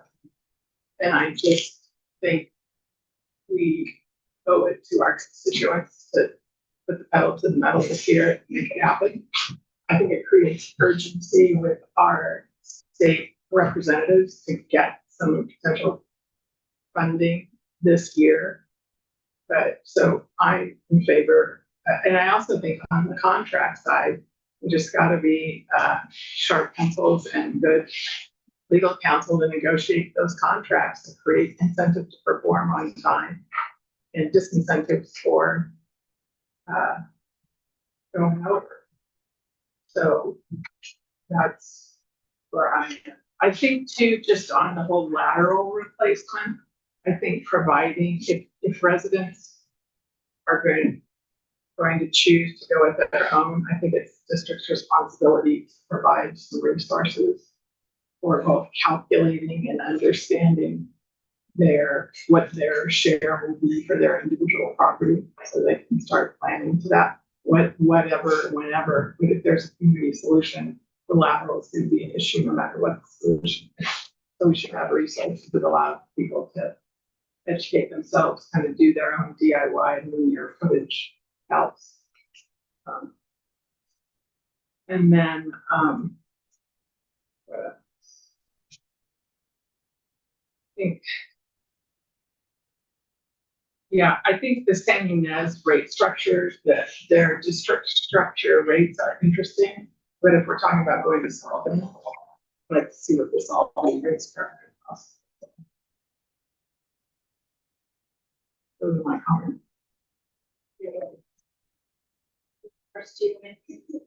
Okay. So I had a couple of thoughts. One is, I think that is important. The more detail we can get about the assessment, and gentleman Savage, maybe you can help me here. So as we're working towards owning what the EDU is and the benefit, et cetera, and we're working with NV5. Is the goal that NV5 they're gonna take our direction and they would compile what the actual assessment the parcel would look like? It's like it's not entirely clear on that process and how we get. And what I'm trying to drive to is at some point, yes, the public needs to know. Property owners need to know. Here's what you're looking at. And Yeah, if I may. So I talked about it in one early slide, right? Right. You kind of decide how you want to do this. At this point, it feels like, and that's all I can say because you haven't actually said it, the five of you together, that you're interested in something based on zoning and parcel size. That's what I've been hearing fairly consistently. I'm seeing three heads nod. So we would give that direction. We first of all hire an assessment engineer. It could be DTA, who is included in the Walls Group contract. It could be NV5s who I've spoken to. It could be a third party after we do a quick RFP. We give them that direction. We say, look, we want it based on zoning and parcel size. And then they will do some work to make sure that, first of all, that results in a benefit that's easily derived. And you can say, well, this cost is that benefit based on these parameters. I will tell you that the one lawsuit I found related to construction assessments of a septic to sewer, in construction assessment, they tried to use EDUs and it fell apart. The reason is that changes, right? Suddenly strength is different or what have you. So I would strongly recommend against trying to do that. I'm not saying that a really bright, creative assessment engineer couldn't come up with a way. I think you're going to find it's easier if we just give them that broader direction. Zoning, parcel size, and if the zoning changes, we can address it via CAN as well. That's going to be better direction to an assessment engineer. So then they would do all the math. They would come up with a parcel list. They'd say, parcel one, this is their cost. Parcel two, that's their cost. And we would use that to determine the weight of the vote or the protest vote we hold. So yes, before people have to vote, they will know what their parcel will pay. Because the EDU factor comes in on the operation. yeah, right. So that is all, once we have, that's on the operation. Yep. And then sorry, I was trying to thought there. Okay, so and we don't have the funding yet for an assessment engineer. So correct. We really can't even move forward on that until we find the funding. And also just for the public's benefit, everybody should know that this board and Gentleman Savage have been really active on the funding issue with all various folks, stakeholders who have money to help us, and also on the growth issue. So this isn't this is not an unrecognized by this board that those are two really important factors that this community's been really consistent about wanting this board to make sure that we're considering. So if we don't have the funding for the assessment engineer, then does it make sense for us to be working with the polling firm at this point? If we can't get an assessment engineering done, it doesn't make sense for us to spend the money on polling. I think that's a decision for your board. Yeah. It might, because then you get a sense of people's tolerance. You can look at what we did before with NB5 and get a sense based on lot sizes of where things would go. But yeah, your board may decide, let's pause that. On the, oh, go ahead. I was gonna say, do you need the direction? How soon do you need the direction of what metric we want to have in use? I mean, I'm willing to make a motion right now if we're ready for that decision. I mean, like you said, we've got at least three that seem to be leaning towards the zoning and lot size. And to me, listening to what you had to say, it seems the most simple and direct and the least changeable, the least variable involved. So if that's something that we need to do, that's one more step towards getting those answers. And they want answers as much as we do. So maybe I can. Yeah. So I would say kind of two things. There's the work that we've hired RGS to do, which is general communications work. That contract was really scheduled to be about a year long, because some of the education that we're doing in these meetings needs to happen in other forums, and I don't have the time or necessary skill sets to create little videos, help people understand how this works and that sort of stuff. We've hired RGS to spend a year doing that. That's part of what they're going to do. The polling stuff, to your point, Director Palmer, you wouldn't want to necessarily start that now. You don't need to start it now. That's not a 1 year contract. That I think was a 3-month contract. Don't hold me to that, but I think it was a 3-month contract. We haven't even held the kickoff with either of those organizations yet. But that's a much tighter timeline and a more intensive research activity. And to your point, I think at least understanding what the 30% numbers will look like if you decide to use those for 218, you want to have that information before you do it, right? How that equates and lines up from a timeline perspective with the assessment engineering, arguably, if you don't have the money to do both, why would you do either, right? So that leads me back to this state water resources control board grant that we applied for. So we really need to get the beat on it. I'm sorry? We need to get a beat on when we can expect an answer from them, because the assessment engineers wrapped up in that and so, and do they understand that without that, those funds were dead in the water? Back on the assessment question, and I think we have focused the zoning and the size are those variables that I think everybody can. But the assessment engineer, then the weighting and there's different ways you can weight that and how you look at it. And maybe what we need is, as soon as we can get the assessment engineer on board, is tell them that's what we're looking at and what are the variables that everybody can see what it is, because obviously most of our single family homes, their potential is an ADU and maybe a bedroom with bath or whatever, it's still an ADU, whereas a commercial parcel turning into a restaurant, it's a huge one too. So how would they do that? But then that got addressed on the O&M. So that's a zone change in use for. No, because you have to buy the capacity. It's also, You have to buy the capacity and their proportionate use of the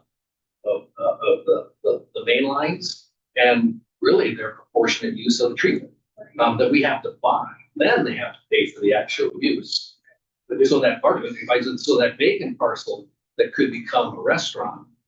It's gonna buy a percentage of capacity that they could use, but until they connect, they probably won't pay anymore. Because they're not using. It doesn't that fall under the can and will serve portion?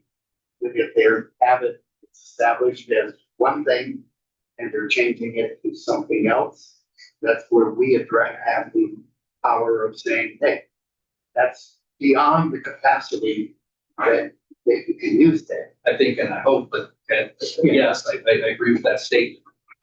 But what is that capacity that's initially set up? That's the argument too. Your size is correct. I think you have an option to buy that capacity, so they don't have to have a can of Worcester. If they get a can of Worcester, so you can't serve that parcel from Victory.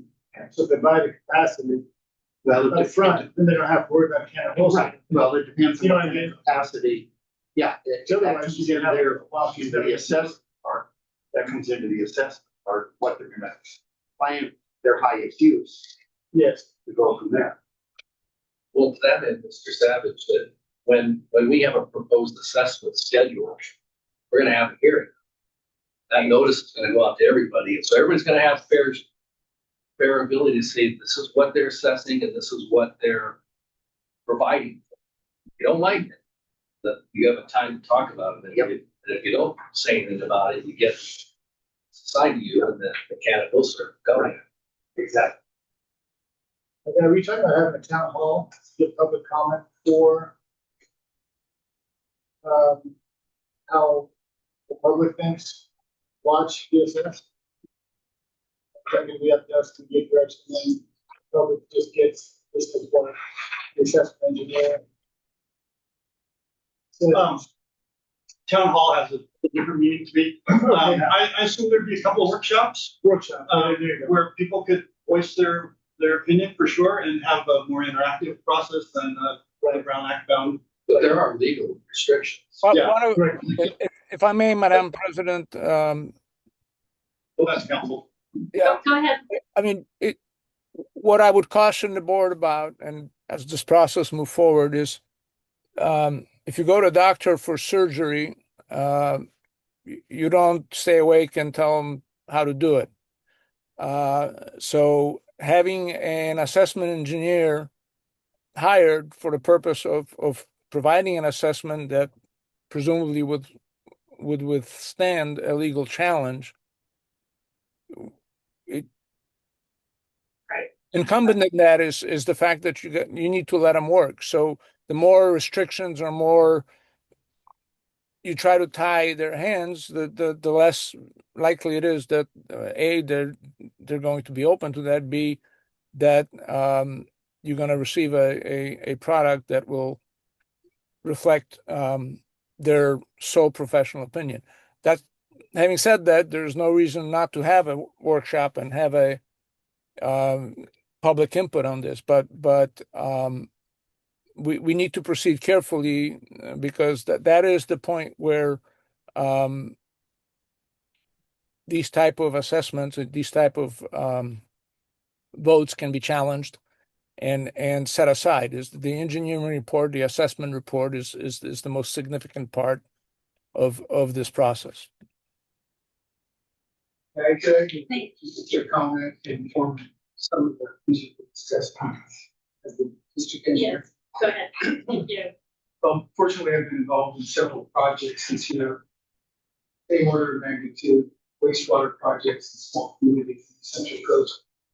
And one of the things that just keep in mind, when the assessment report, the assessment engineer will need to develop a range of costs. It won't be one cost that comes out of the support. And the reason is for potentially contingency, but more importantly, it's because your funding, very likely you will get a potential to get significant funding in USDA from the state involvement.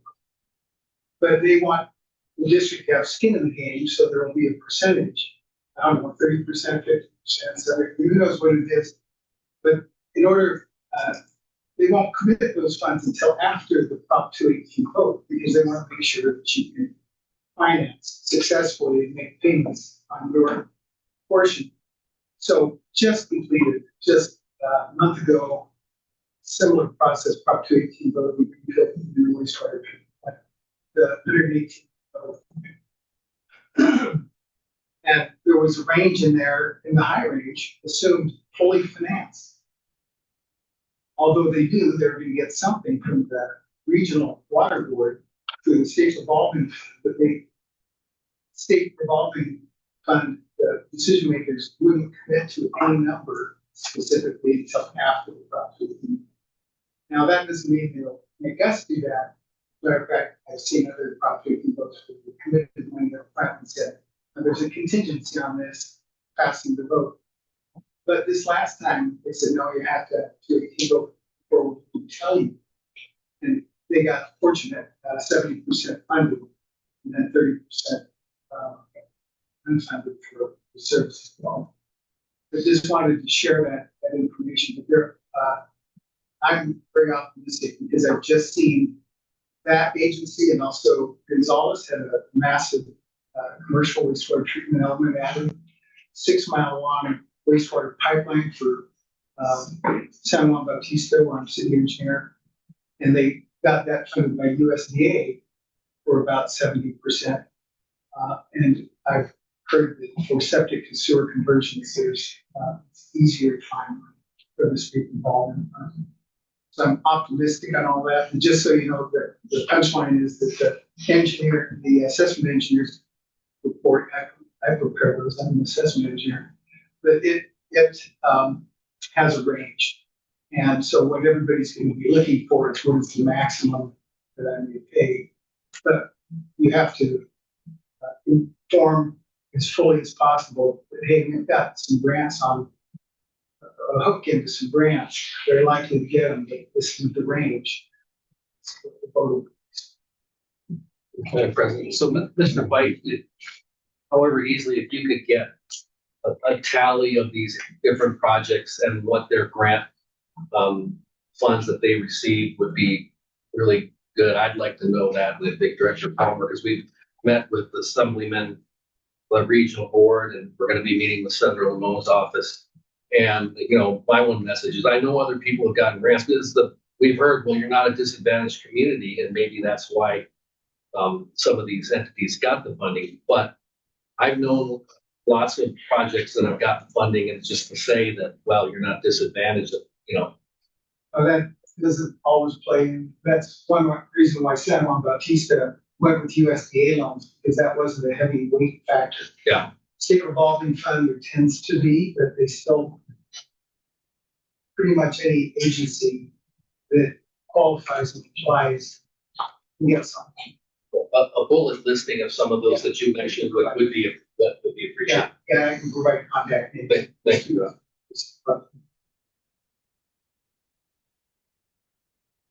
All right, well.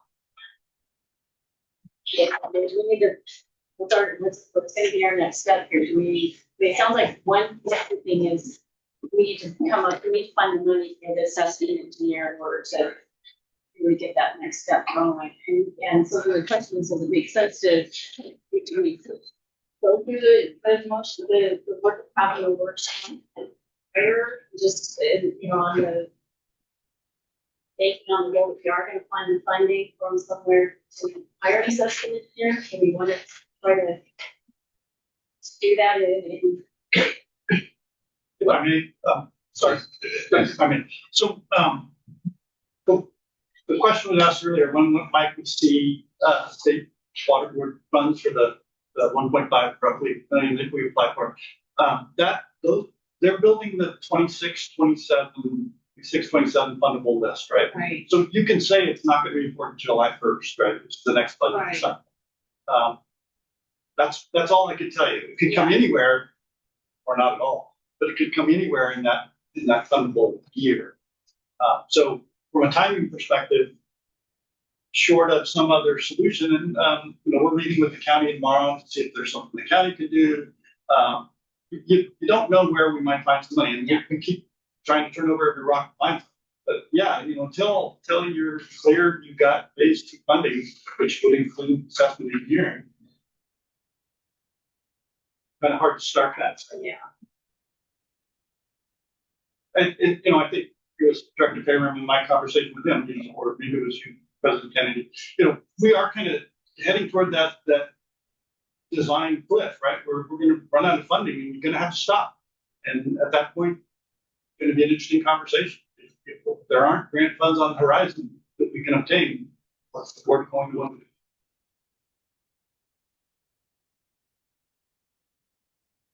Well, I'm sensitive to what council said about, letting the assessment engineer do their work.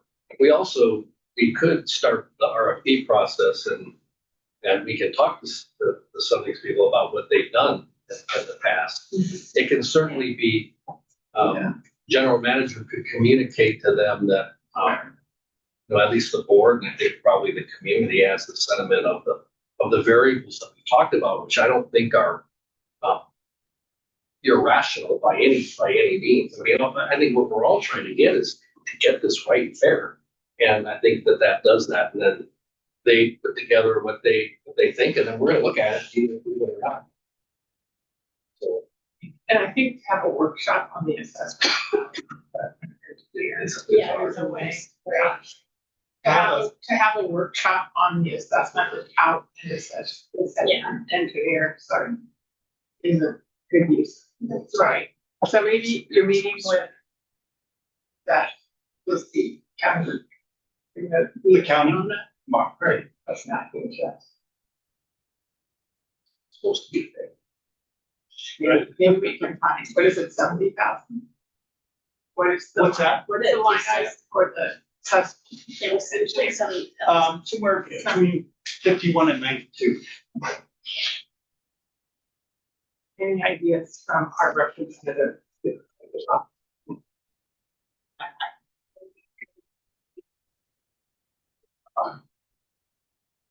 So to Director Barron's point, that we could start the process of teeing up an assessment engineer.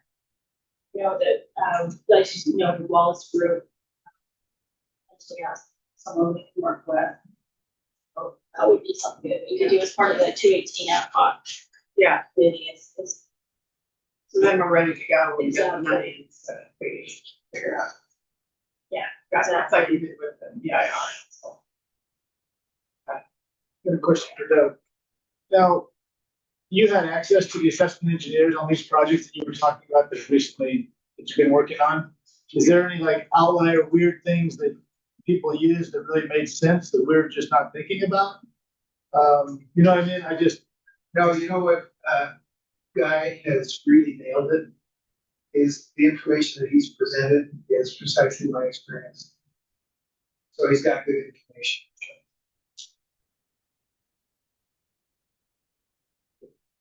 All right, well, I think it in terms of writing direction to staff, for sure the ad hoc committee should start to look at and evaluate who our prospective engineer could be. So that when it comes through, we can pull the trigger and get going on that.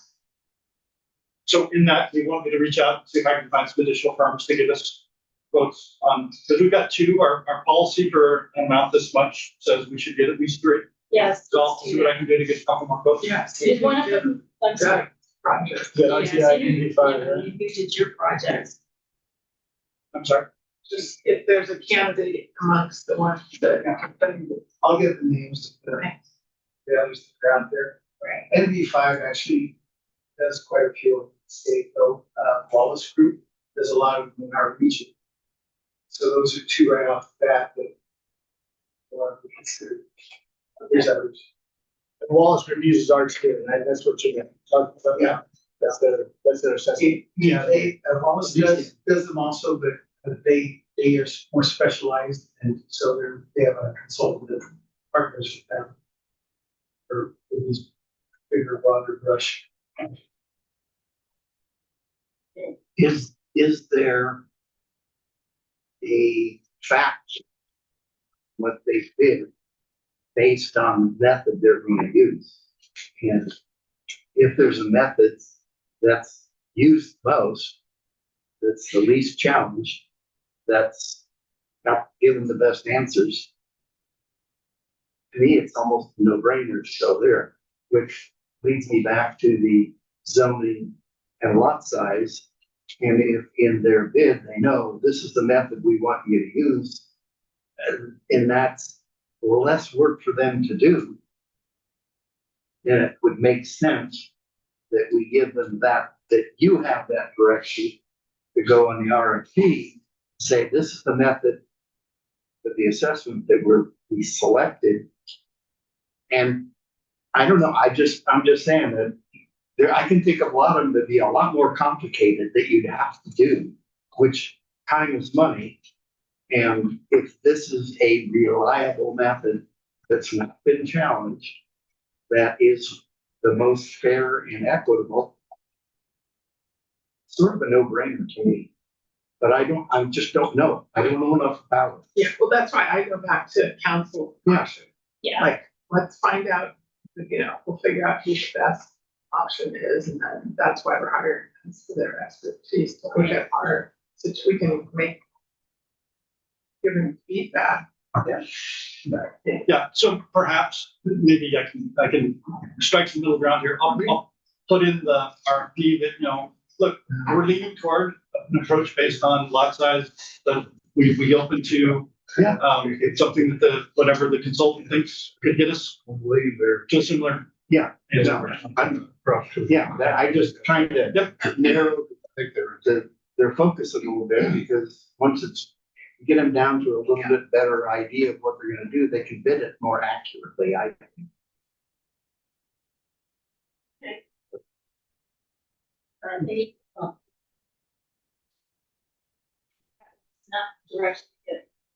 Yeah, I didn't hear, I'm going to recap. You've got some activities for District Engineer and Pike that he's going to help us with. I'm going to work on an RFP, certainly able to do that. I'm going to make it clear to potential vendors that we don't have the funding yet. We're still working on that. That's always fair to tell them that up front. I didn't hear anything for council. I didn't hear anything else, and that's okay. Remember when I started my presentation, I said, I'm not sure you're going to get a whole lot further. The only other question is, this conversation about whether or not you want to even try and nail down. Director Palmer said, yeah, she really thinks we should stay focused on this time next year. But and maybe that's fine for now. We can refine it moving forward. Maybe moving it one way, moving it the other based on funding, because you can't move forward without funding. If you don't have funding, I'll go back to LAFCO if we don't have funding and say, well, we would do it. Can't even get an assessment a year hired. That's a different story than, we're choosing not to for some other reason. So I'll leave it at that. If there's some additional direction, and I'm fine with that direction for now. Let me be clear. I think for now that's sufficient. As soon as we can get some grant funds, I'll want to bring it back and try and nail it down a lot tighter, because we can then put together a schedule based on when that funding starts. I can show you what that looks like on a timeline. Well, I would just say personally, I am with Director Palmer. I think we've been at this for a long time, and I think we want to move this as reasonably quickly and as we can towards the Q1 2027. But recognizing that it's highly optimistic, I think we still. And I don't disagree with that, but I think, where I'm looking at that, I won't support an election at a 30% design. That's irresponsible. So, getting that 90%, those are the critical things, the assessment engineer and that 90%, you need that. Yeah. And definitely, again, back down to the money. And I add in, the assessment engineer can still do the work without knowing what the final price is, because it's proportional. Right. If they say, just assume it's 25 million, and so then here's the cost, and if it's 50, then that's what it is. Plug in the names. That's what NV5 gave us way back when, just the horses. You could plug in whatever you want, and boom, there's the answer. So. Okay. And a lot of work obviously went into this by Mr. Savage. I think it's be really helpful for future workshops too. So, thank you, Mr. Savage for.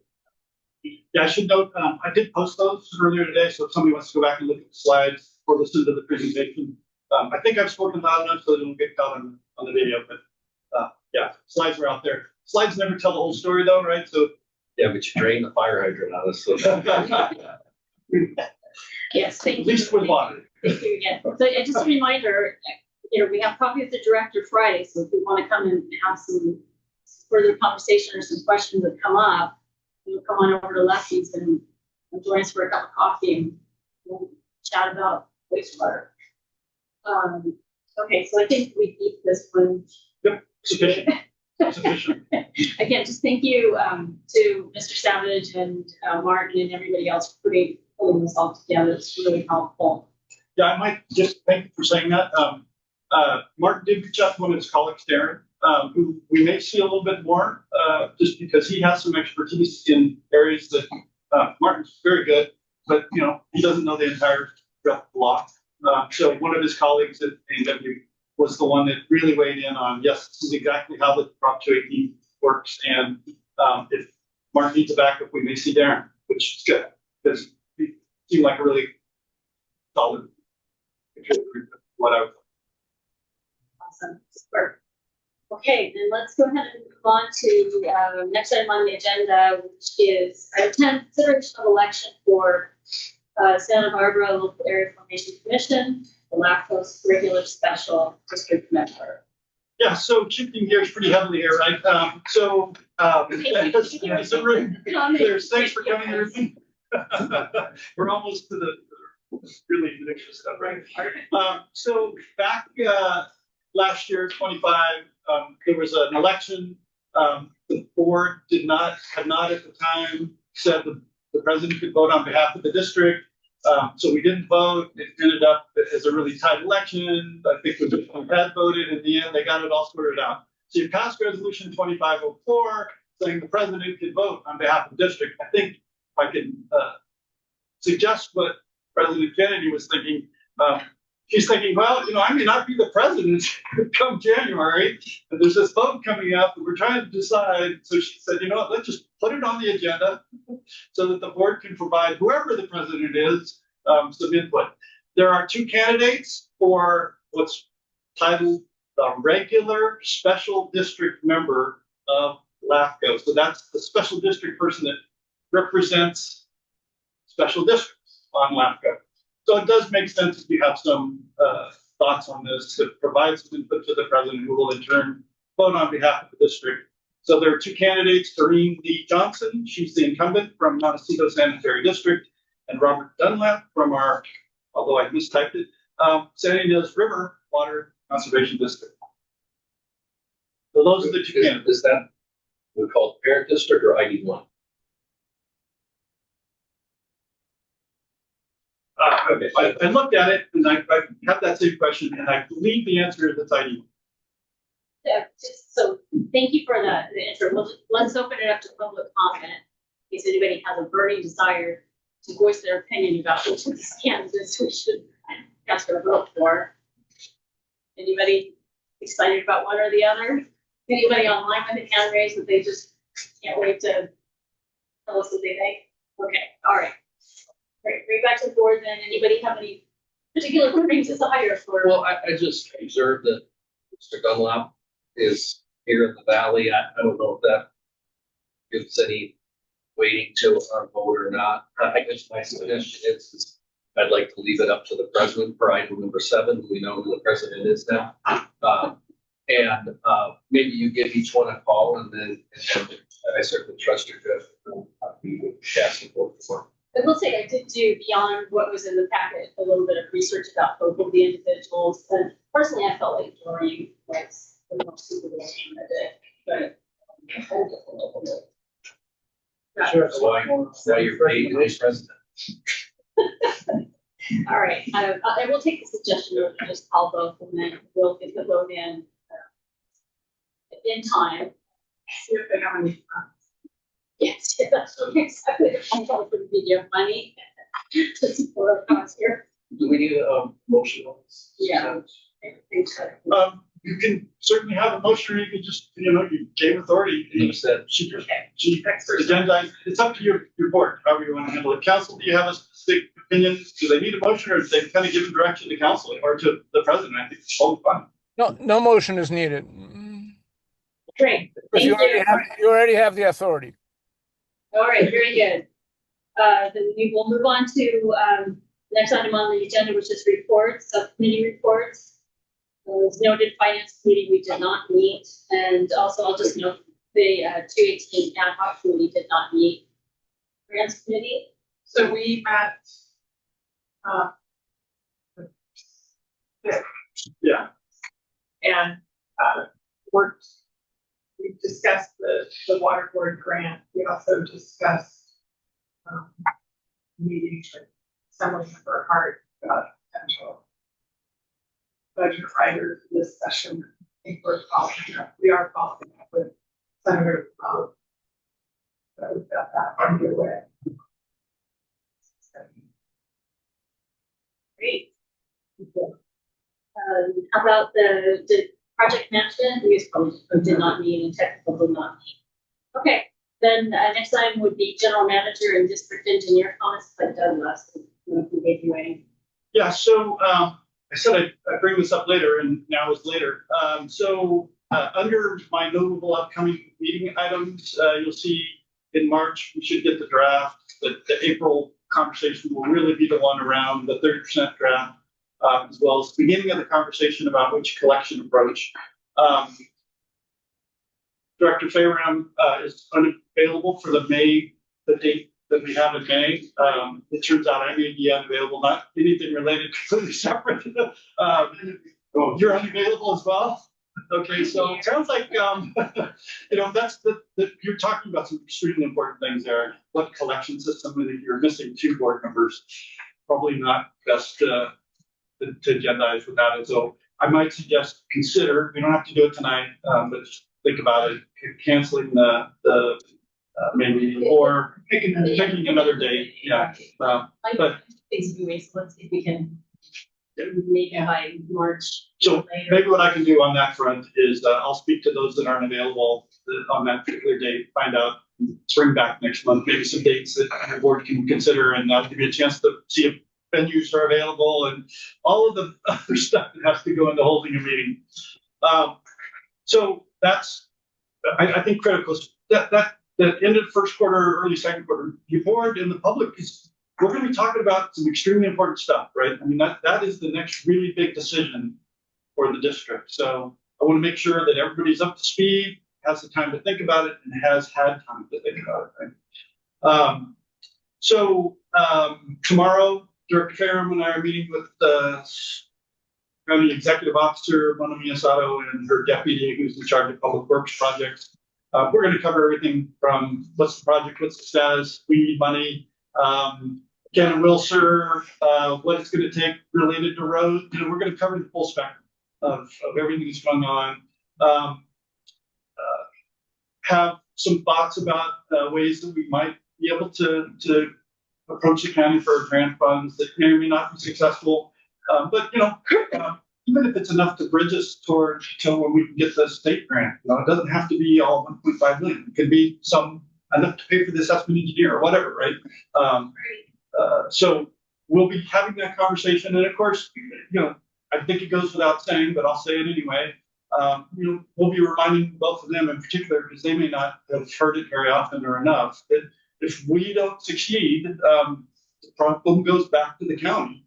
And as an old county guy, I can tell you that we're a much more cost-effective approach than what would be if it goes back to the county. So they wouldn't have to worry about it, and we're cheaper. So that's a good reason in my mind to help us keep moving forward. Doesn't mean that, that helps the county's budget shortfall at all. They're facing a fairly significant shortfall. The state is facing a shortfall. But it doesn't mean there aren't funds out there somewhere that could be used to help us get through to construction. I was going to walk through the attachments really briefly.